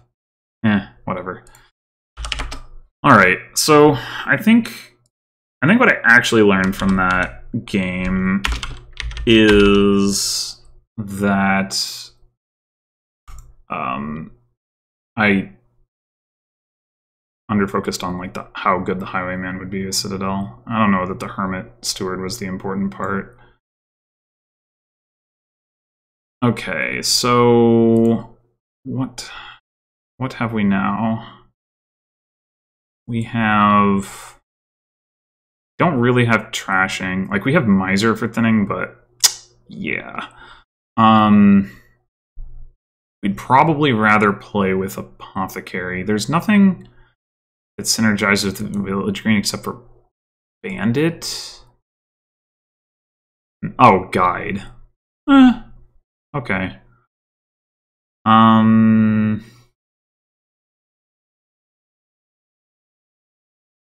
Miser has got to be too slow.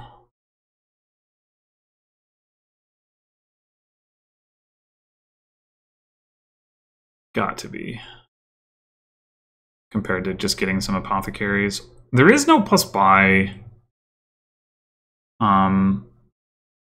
There's duplicate. So we can gain multiple duchies. And multiple farmlands.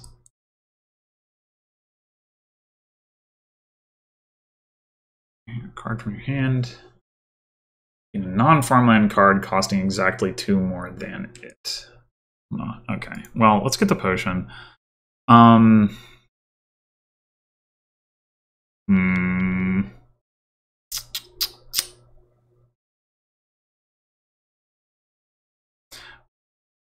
We are going to need some other treasure. So opening silver with a silver is reasonable. Just on, given we will want to be able to hit 8 anyway. I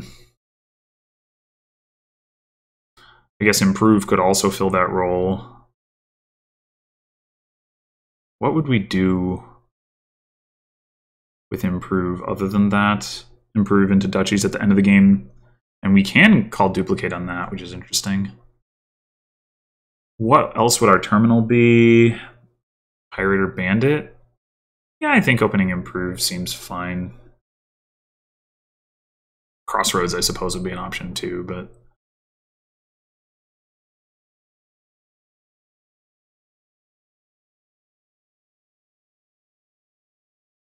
we somehow managed to hit like 4p, we can discard the improve for arena points.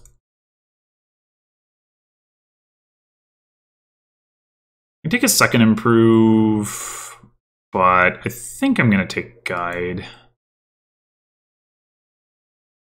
Okay, we definitely are going to get village. Well, we could take duplicate. We're going to want duplicate. Of that, I am confident. But do we want it now? Potion bottom decked. And actually, we golden sombrero, didn't we? Which does make it less likely that the duplicate and the improve collide. Yeah, all right.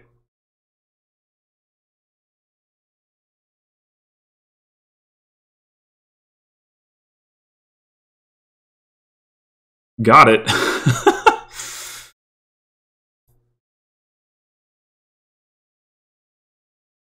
You do go for the bandit.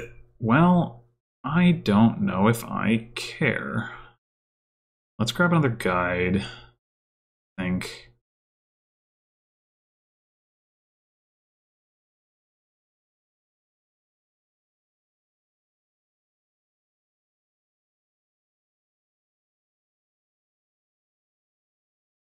You call guide on this?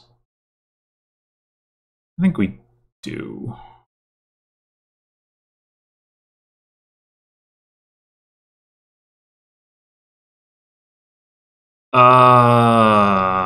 So we can get some arena points, or we can get an estate out of the way. Probably better to get the estate out of the way.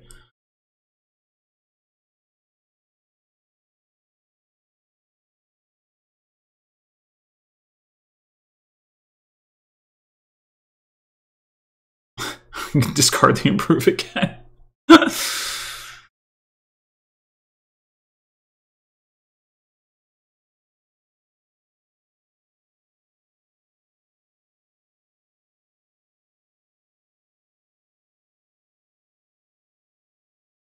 Oof.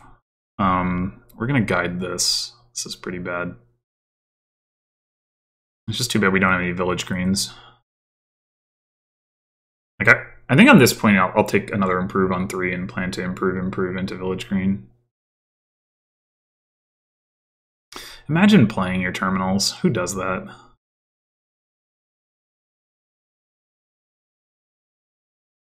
And I lost an apothecary.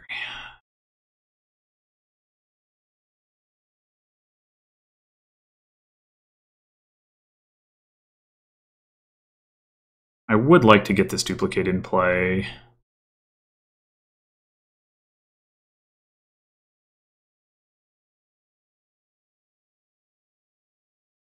Opdex 2 estates. Yeah, I don't want to leave those both there.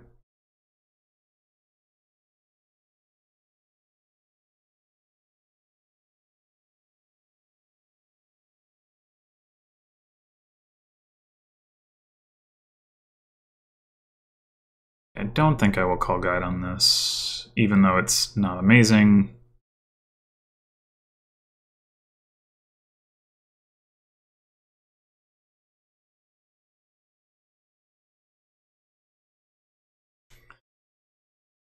We should consider if we hit 6 is farmland estate into village green. Not that I'm expecting us to hit 6 this turn. I mean, it's possible, but just kind of in general.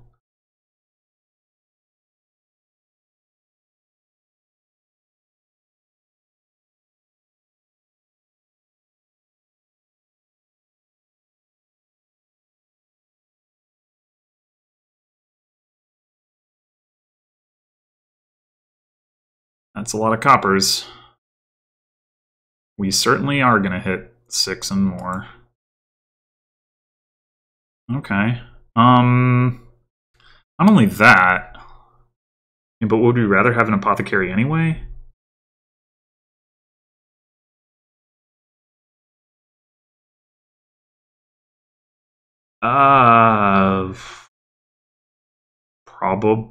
Probably?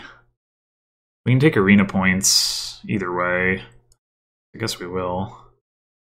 This improves pretty silly. Eventually... Well, I mean, the village green is definitely not as good as the apothecary. Yeah, let's just take the apothecary. We can do the village green thing once the apothecaries are gone. So they will be rather soon, it would seem.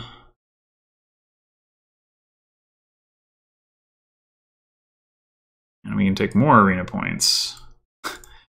Good job, Improve. Oh, man. Alright, I think I want to farmland an estate before I just start provincing, probably. So we won the arena split 8-4, which could be pretty relevant here. Could be pretty relevant. We can also, if we manage to find the right cards, we can grab multiple. Oh my god.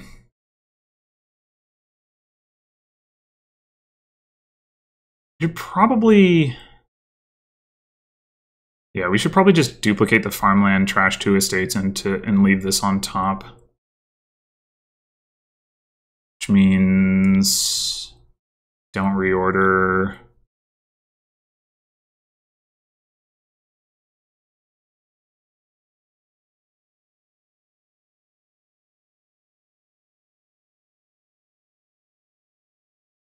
Yeah, we're gonna do farmland, trash, state. Maybe we take a second duplicate.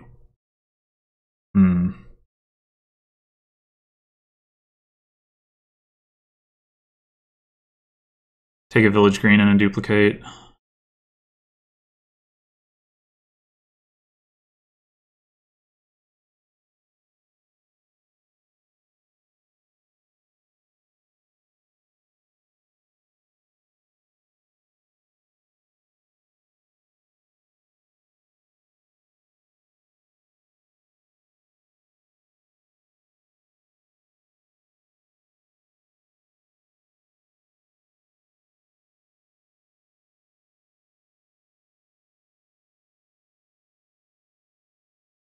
Trash a card from your hand and gain a non-farmland card. So we can't farmland potion into farmland, which is a little annoying.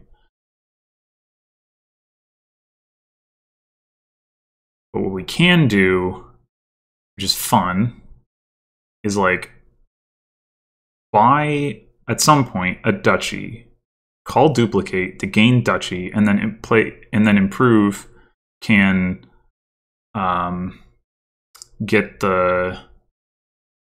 turn the duplicate into it, one of the duplicates into a duchy. All right, but I'm gonna call guide on this hand, I think. That's unfortunate. That's really unfortunate. That's really unfortunate.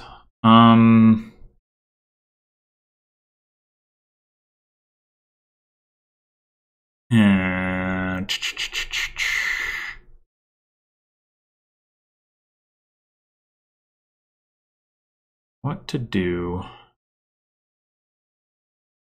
Because there's no third pile. It's like just gaining a bunch of duchies doesn't like really help that much. Could take another village green. I think it's taking a duchy now would be premature. Could take expedition. I think I'm gonna take the village green.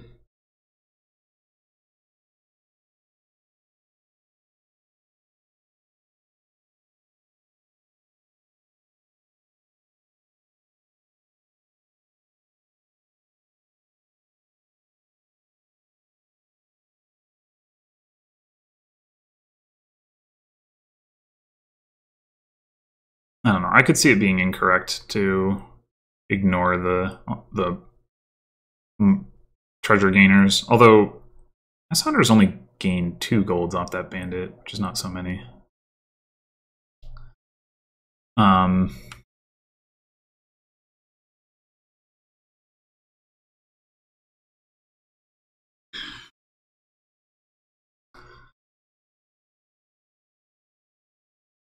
Yeah, and they're not gonna flip a village green here, unfortunately.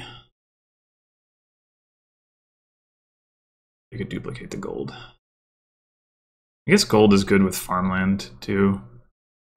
Yeah, I didn't really think about that.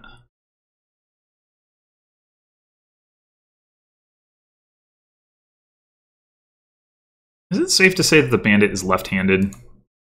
Has it got, like, the longer sword in their left hand, and then they've got the offhand dagger in the right hand? I think it's a safe assumption.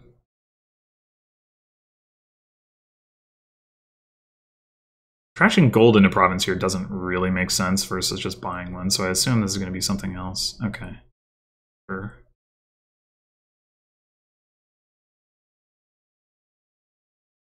You could duplicate the farmland. You might want to do, if you have an estate.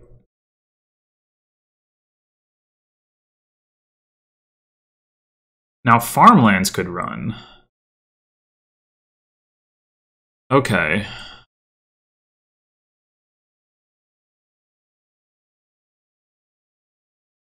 Good to know. How do we want to do this?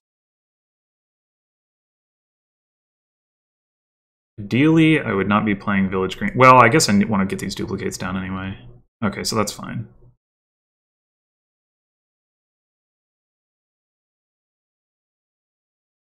Did I overdraw this? I might have done that. Oh well, whatever.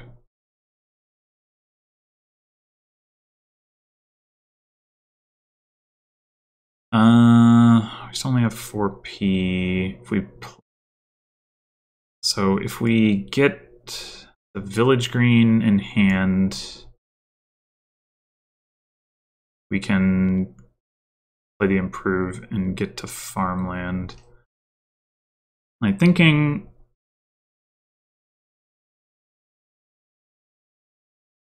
here is I want to go. Like I kind of want to empty the farmlands just so my opponent can't use them anymore. Which means do want to play that improve. Okay, 2 apothecaries on top, that's good.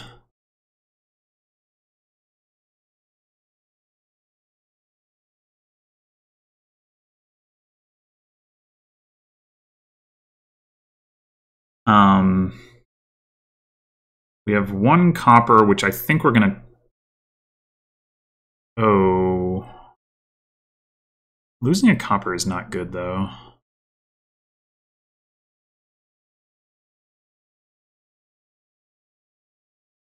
I guess we don't have to trash anything. I was thinking copper into Crossroads would be good if we had 1 more copper in our deck. No, wait, we can still buy Province with 6 coppers and an improve. I mean, it's hard, but... What do you think about this? The Crossroads... Definitely do some work here. Definitely do some work. We're gonna have 3 farmlands in our deck, plus an estate.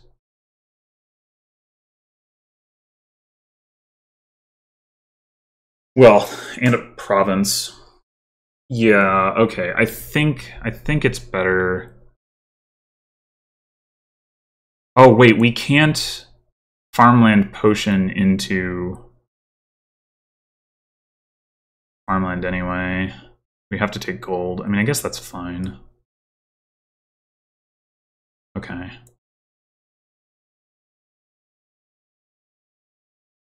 just gonna do this now to make it simpler.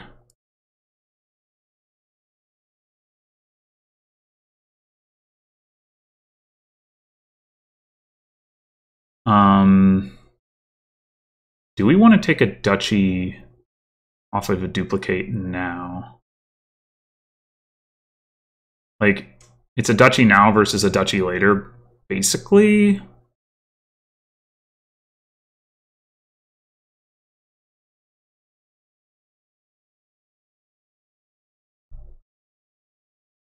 Alternatively, we could turn a village green into a duchy.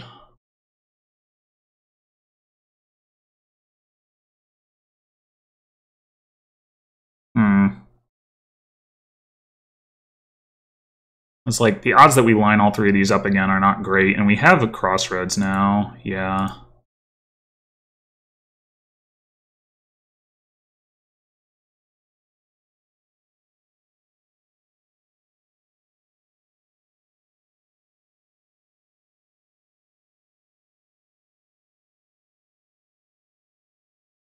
And when I say that, I'm referring more so to the actions, although obviously the draw is also very relevant.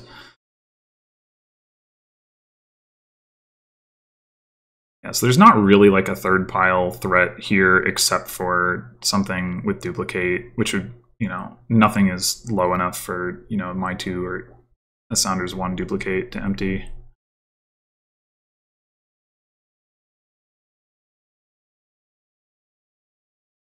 So I have 11 coins in my deck now, 6 coppers, plus the gold and an improve. So if we line up improve and gold, we only need 3 coppers to hit province. If we have all of our coppers, then we only need 1 of those 2. So it's not too unrealistic for us to hit province, especially the, you know, the Crossroads, if we find it, will help. This does not look like a guide hand to me.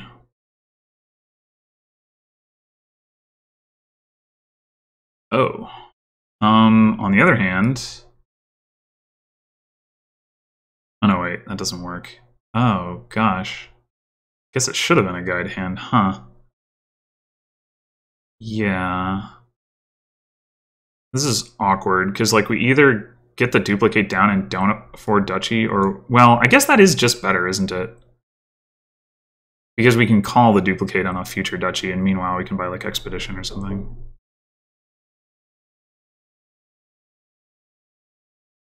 Oh, also we might have actually hit 5. We didn't, but the possibility did exist.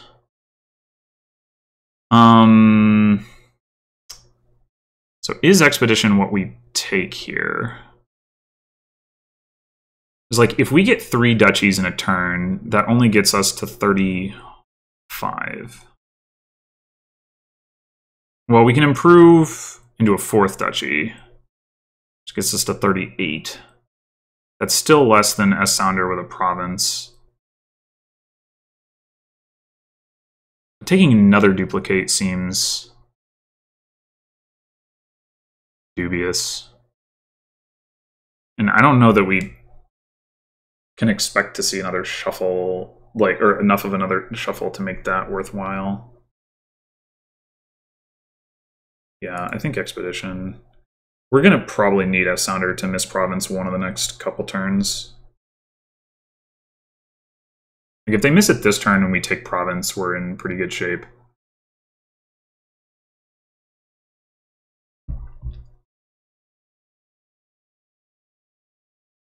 Because we can take a turn off of getting provinces to buy a bunch of duchies. Or gain a bunch of duchies, whatever.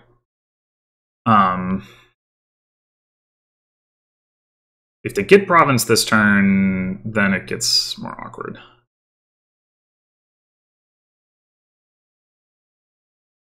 They take duchy. They take double duchy. I don't know. I guess if they take double duchy, I try to find my duplicate and buy a province.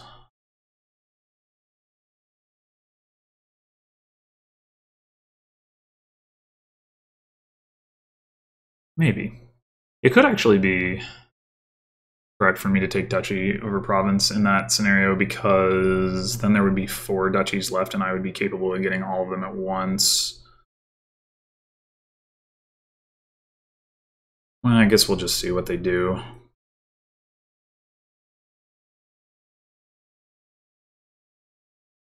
Like, being able to end the game by taking the 4 duchies is pretty powerful. Although, less powerful if they end up like taking a duchy the next turn, so that would be another reason to take the province instead.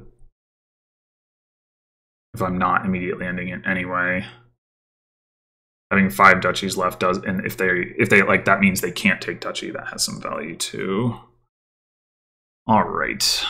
Yeah, so I think we go for province. They did not get the duplicate down.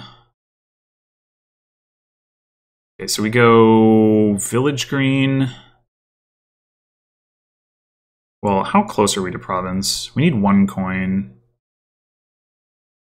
How many of our coppers did we see last turn? It was 4, I want to say. So we don't have any more coppers down here. Which is unfortunate because it means we need to trigger a shuffle in order to hit province. I was hoping we could avoid. But given that we need to do that anyway. Village green. Oh, I should have thought about that. Like, of course. Yeah, I should have played the crossroads first. Alright, it's okay. Ish.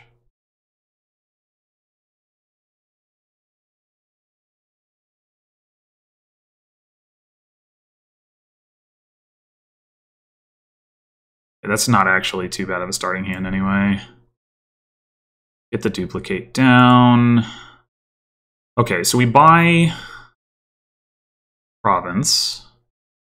And we improve village green to duchy. But I don't think we call duplicate. Not yet. Maybe that's incorrect because we like have the risk that we fail to find our improve, which we need in order to. Actually, I guess the problem is now we have no more 4s in our deck. Whoops. Yeah, I should have. Now I have nothing to duplicate. Like, yeah, that was a mistake. That was a mistake. now I have to... Like, I can only get one extra duchy unless I buy one. Ah, shoot. I should have thought about that. Because I was thinking, like, oh, I can improve the duplicate, but I can't improve the duplicate unless the duplicate is in play, and the duplicate's in play, not in play unless I call it. Yeah, shoot. That was bad. That was bad. Bad.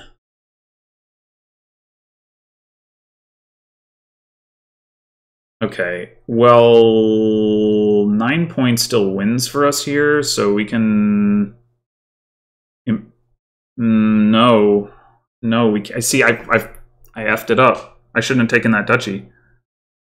Yeah, I blew it.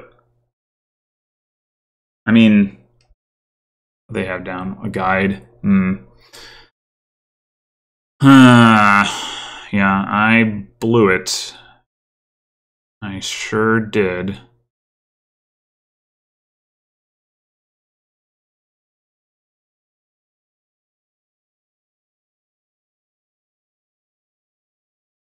Like, if I had something to call duplicate on, but I literally don't. That's the problem. If I had a second improve, that would also work, but I don't. I don't have any other gainers. Okay, well, I guess what we do here...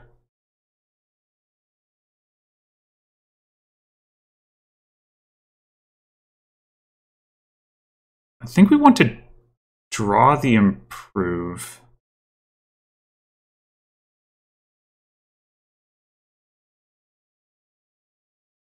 Because if we, depending on what we see, we might leave the green cards on top. Okay, so we can hit 5. And like next turn, we can guide.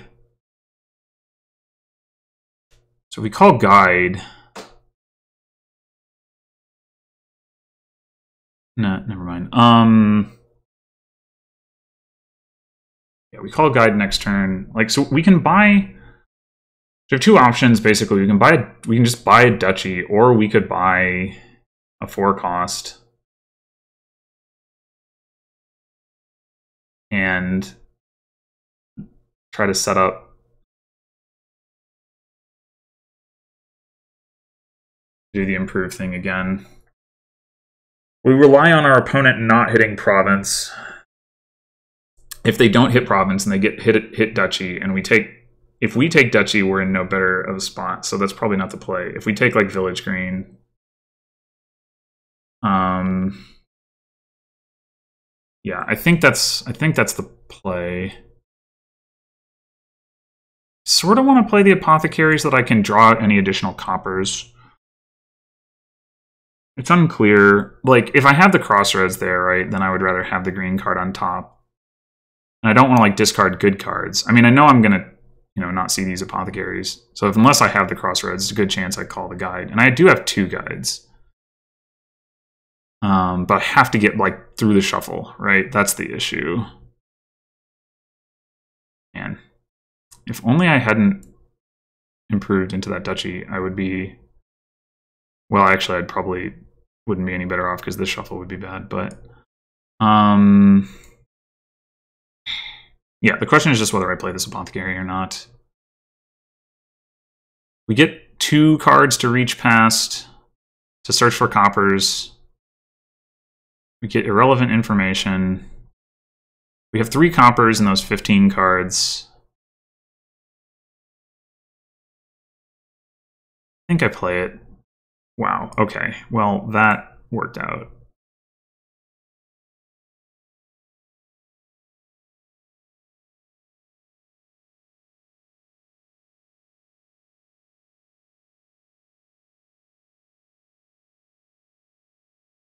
Would have been nice to see this copper instead, but what can you do? All right, so long as they can't hit province, I think I'll be in reasonable shape. They have another apothecary in hand. They're pretty likely to be able to hit province.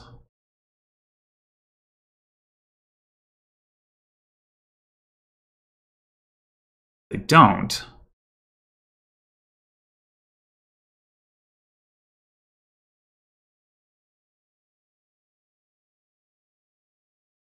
Oh, man.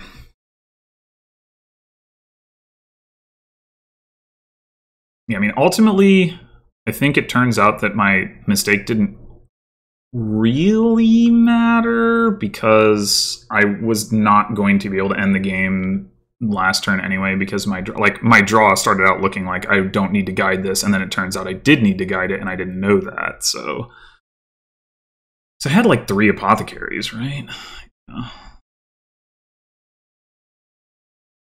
Okay. Didn't even get... Alright, this is... Yeah, we will take this, especially because we have the crossroads in hand. We know we have more copper down here. Not much, but some. Okay. I think we go... We want to pick up the green card. Although... No. Well... Do we want to commit to playing this apothecary now? That's the question.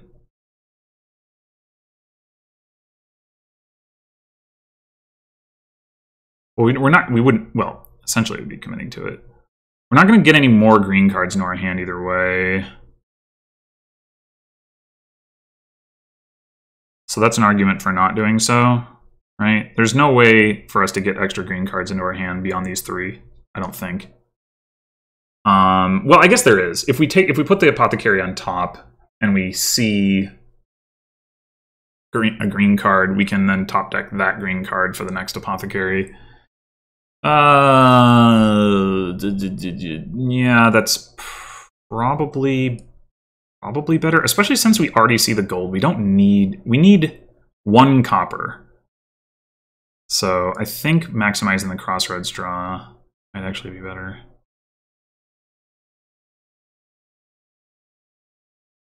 Okay. Maybe I was wrong about this. How this works. It's like we only ever get 1 of these green cards. Yeah, that was totally incorrect. Okay, well, whoops. Yeah,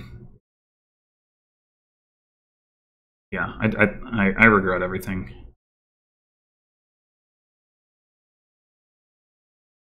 Okay, this we want to get on top.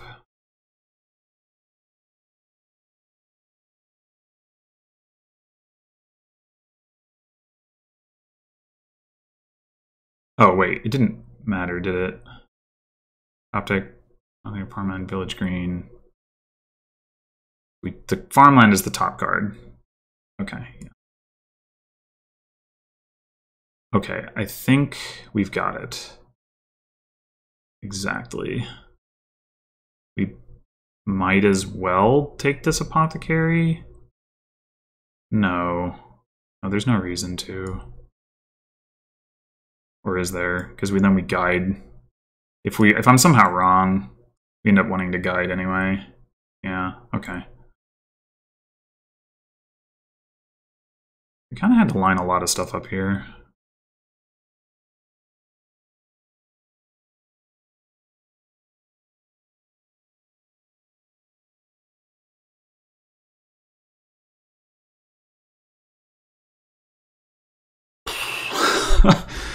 Oy. Alright, never punished.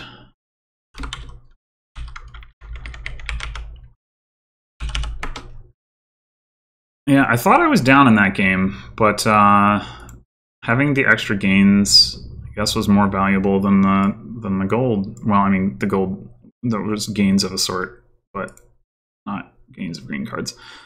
Okay, so...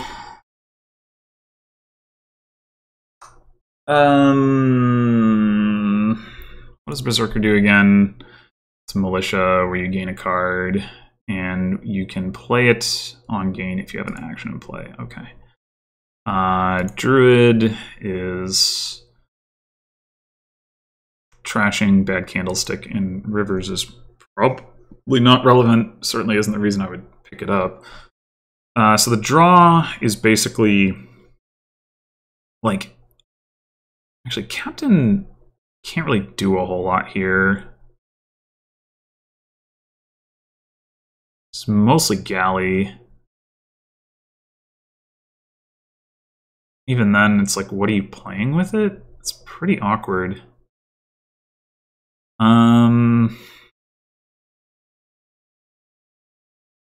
Pretty awkward.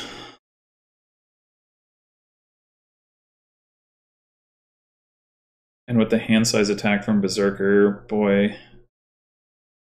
Boy, oh boy. I mean, Groom to gain Galleys has got to be correct, so I guess we go with Amulet Groom.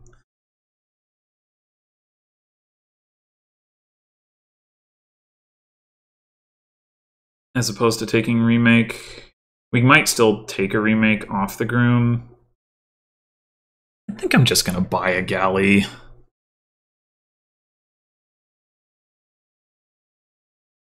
My opponent may have ideal draws here. You want to see the Amulet turn 3 and the Groom turn 4.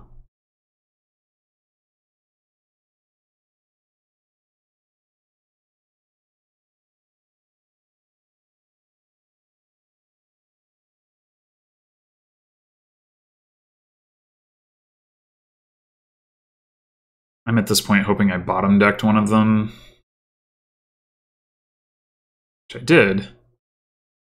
So do we want a Druid? Do we want Fool's Gold? I mean, it's the thing about Fool's Gold is like you can't gain it with Groom without taking a silver, and the silver doesn't really combine well with the Fool's Gold. Druid can be played non-terminally, so I guess it's like fine. It's a trasher.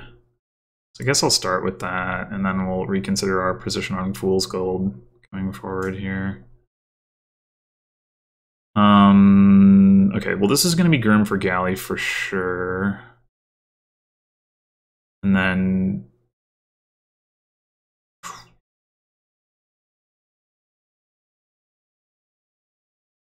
we have the option, once again, to take a Fool's Gold second Druid. That seems...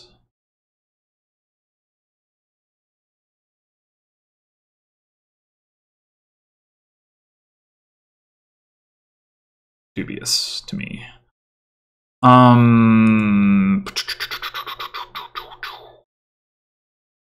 mean, Druid does get plus buy, so like in theory we can buy a bunch of Fool's Golds, I guess, without having to gain them with Groom. Amazing, but what else is the payload here? Bandit. Bandit's terminal. Fool's Gold's cheap. Guess I'm gonna take a Fool's Gold.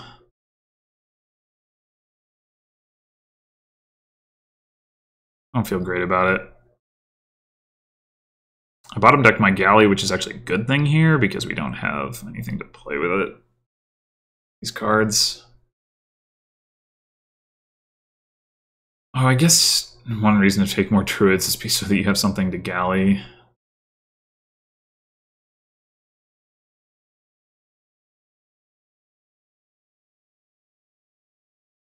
Ultimately, I want to be Galleying a Berserker.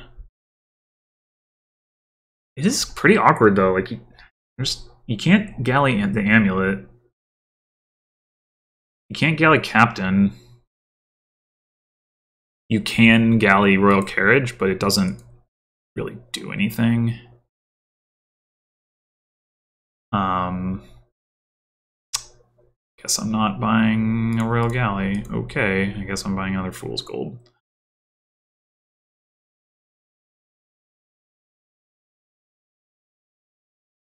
Oh god. I think it's more valuable for me to play the Amulet here than the Galley. I mean, what do I have down there? Like, if I find Groom, that's not actually even non-terminal anyway. Oh, well, alright. I don't know if I did anything wrong here, if this is just shuffles. I mean, I did Sombrero, right? No, I didn't Sombrero. I Sombreroed last game, and I still won. Amazing. Laura was first player. But I did... my Amulet missed the shuffle, and I bottom decked my Groom, so it's pretty sombrero-esque, I guess. Anyway, I'm just going to discard the galley to the berserker rather than worrying about, like, oh, I could draw the one horse in my deck or the druid.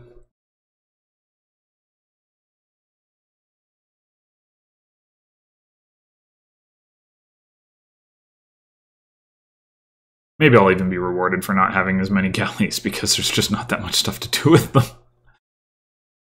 I was thinking, you know, like normally Royal Galley is just a card you want a bunch of. And I mean, it's not like you don't want some, but not, as I'm studying this board more, you know, it's pretty awkward to actually find stuff to play with it. And like playing a bunch of druids, that's sure not exciting. I sure do wish I could have had like 2 coins there though. Would have been nice to get another Fool's Gold. Would have been nice.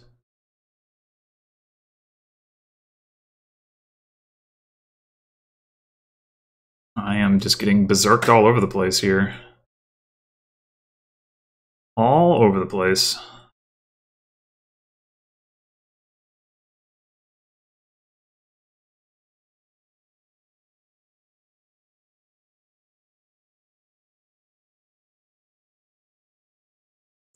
Sorry state of affairs this is.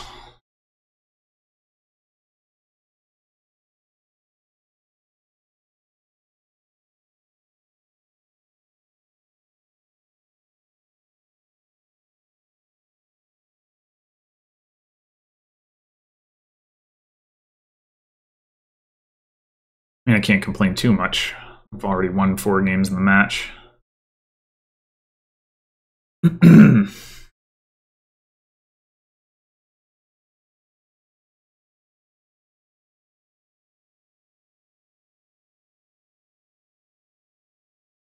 Is Berserker the first 2E card we've played with in this match? Probably not. I probably just didn't remark on any of the other ones.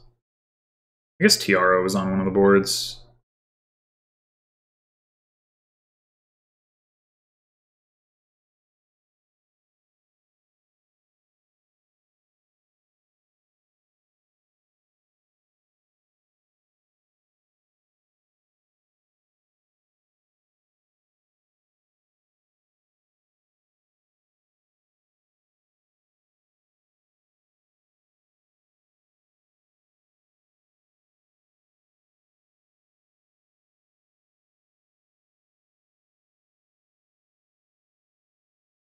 This has the potential to be another turn where I don't buy anything, depending on what my galley draws.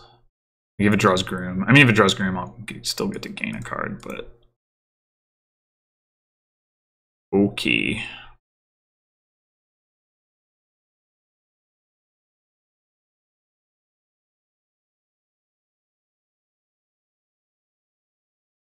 Sunder has gained their first Fool's Gold. Getting into the game.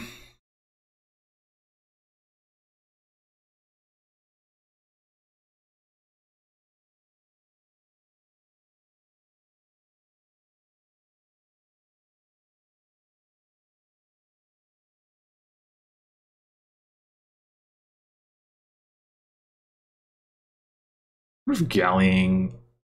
Well, no. I was going to say Gallying Druids for River's Gift. It's like any good. I mean, I guess doing that once per turn maybe, but it's still pretty bleh.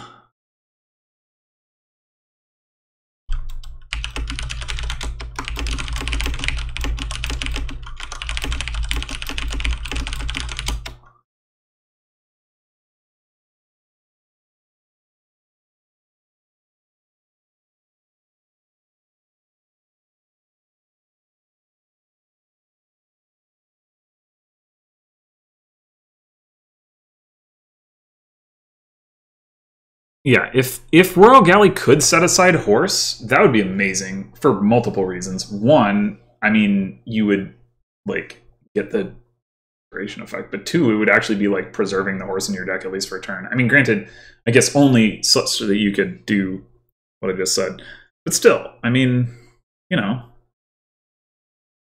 it's pretty good. It would be pretty good.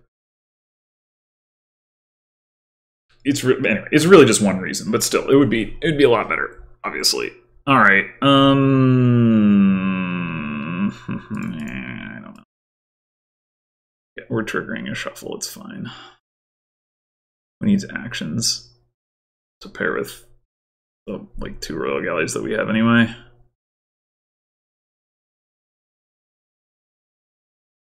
This is totally going to end on a 3 pile.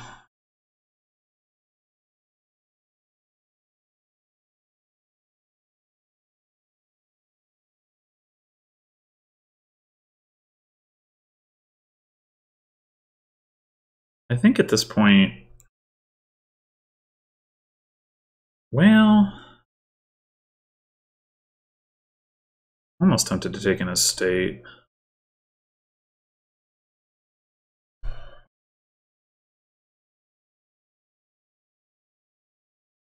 We still haven't gotten a berserker, which is sad. I would actually rather that Groom was Ironworks right now. Then I would take Fool's Gold and get a coin and be able to buy 2 Fool's Golds.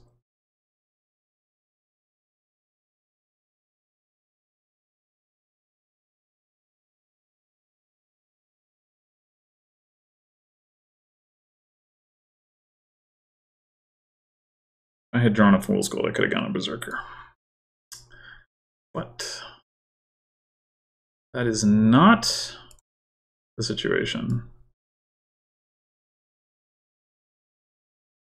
I will take a Berserker here.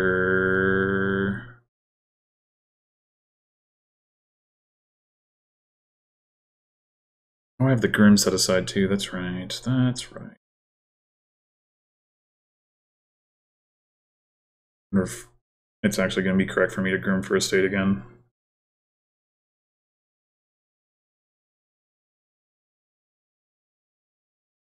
Might well be.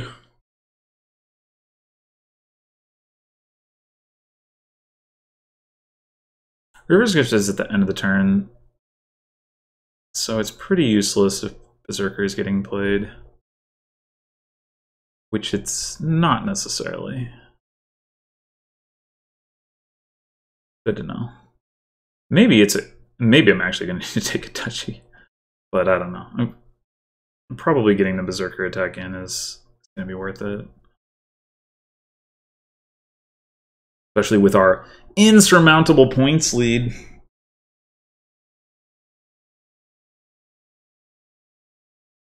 By insurmountable, I mean entirely surmountable. Alright. Honestly, I think I'm just going to take another estate.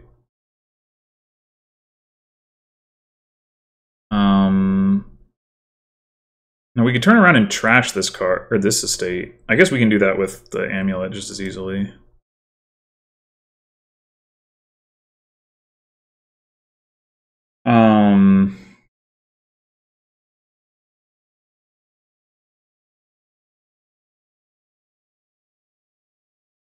We could also go coin and go Duchy Fool's Gold. Oh no, wait, we're gonna get a Berserker. We go Berserker Fool's Gold. Or we could just trash it and take just the Berserker. Would we rather have a Fool's Gold and an estate in our deck, or neither? I think we would rather have a Fool's Gold and an estate at this point.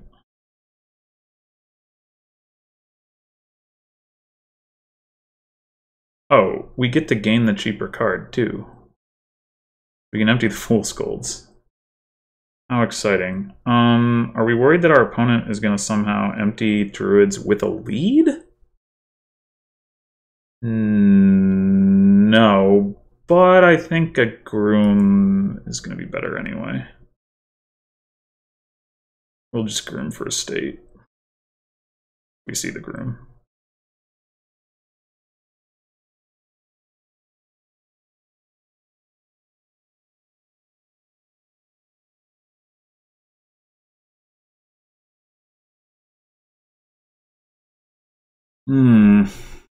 Awkward, awkward.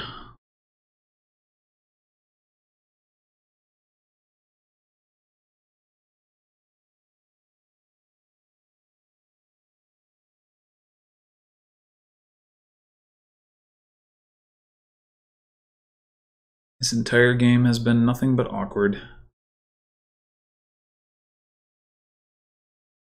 If it weren't for Berserker, like, I don't know. You might be able to do a little bit, but I mean, not that I've been playing it, and my opponent still hasn't done too much. Like, their overall deck quality is not... Like, their deck is more controlled than mine, but isn't really doing that much.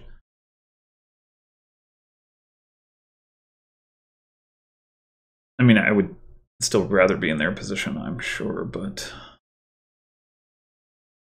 just in terms of like what you can accomplish here, just thinking about like if you just played some kind of money thing, the problem that you would run into is the Berserker attack.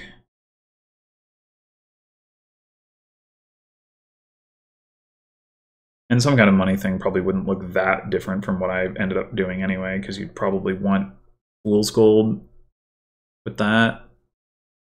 Maybe? I don't know. Maybe not. Maybe you would play with Bandit.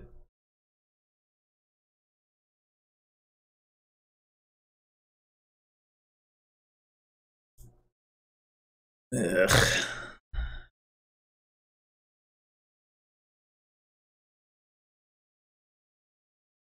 I was really hoping not to get zerked. At least I didn't get the Berserker under the Royal Galley. They're definitely not going to play it next turn.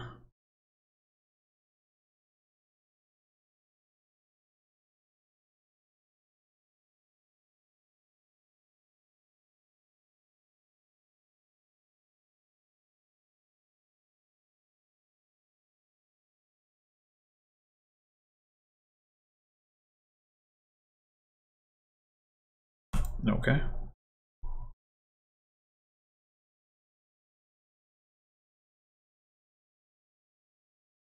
Oh. Oh, what?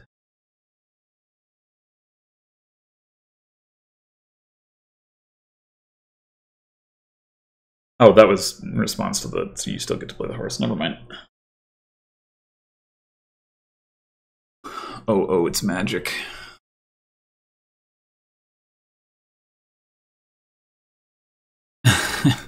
Gains a state, yeah, seems about right. Delightful game.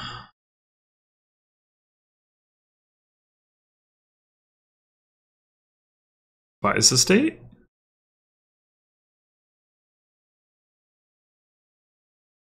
Yep.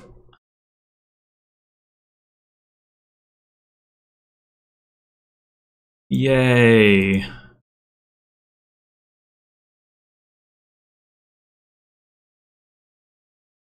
Okay, so we can empty the estates. And then if our opponent can hit Duchy Fool's Gold, they win. Is that a risk worth taking?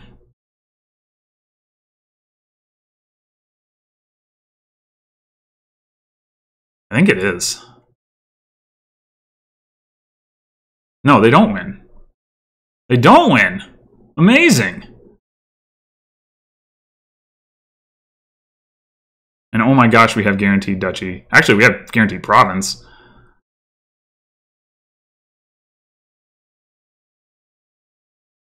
Yo, they have to hit province. This is going to be so hard. I might actually win this game. Oh my gosh.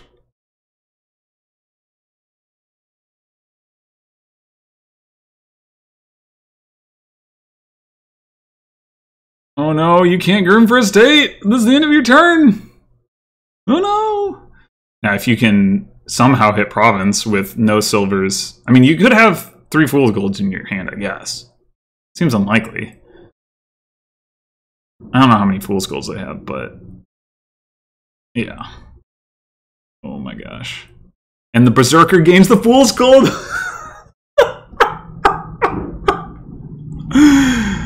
Oh my god. Oh, well, also that.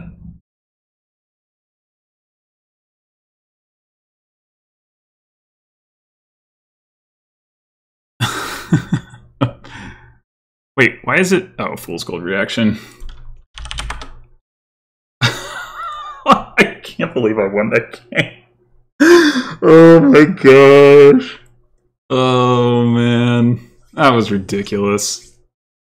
Oh, they left before I could say, see you.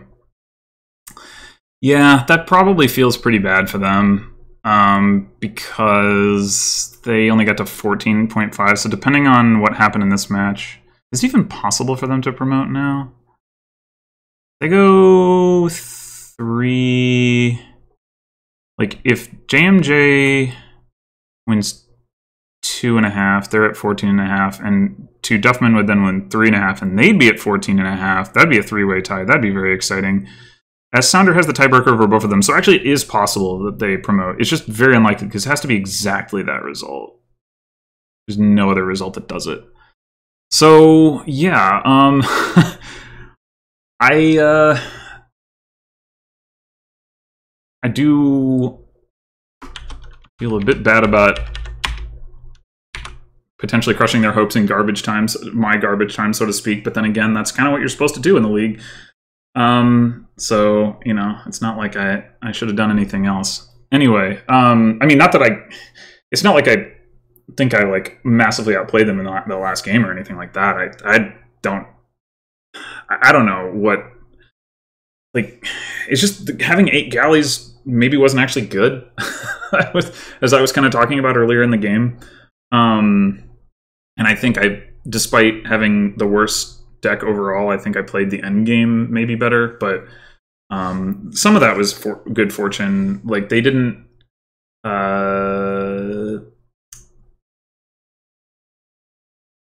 clump Fool's Golds. I did. Granted, they only had 3 and I had 7. One of those was gained at the end of the game.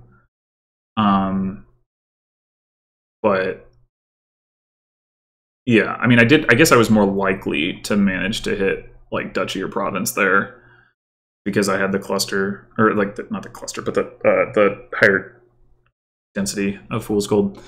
And actually, I had actually trashed more copper than they had, so their deck maybe wasn't even actually necessarily more controlled than mine particularly. Well, in any event, obviously very happy with my season. Finished with, what would that be? 20.5 wins? Pretty good. Pretty good.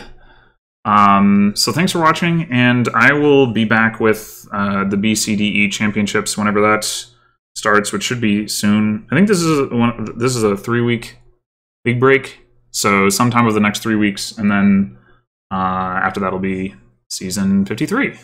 So until then.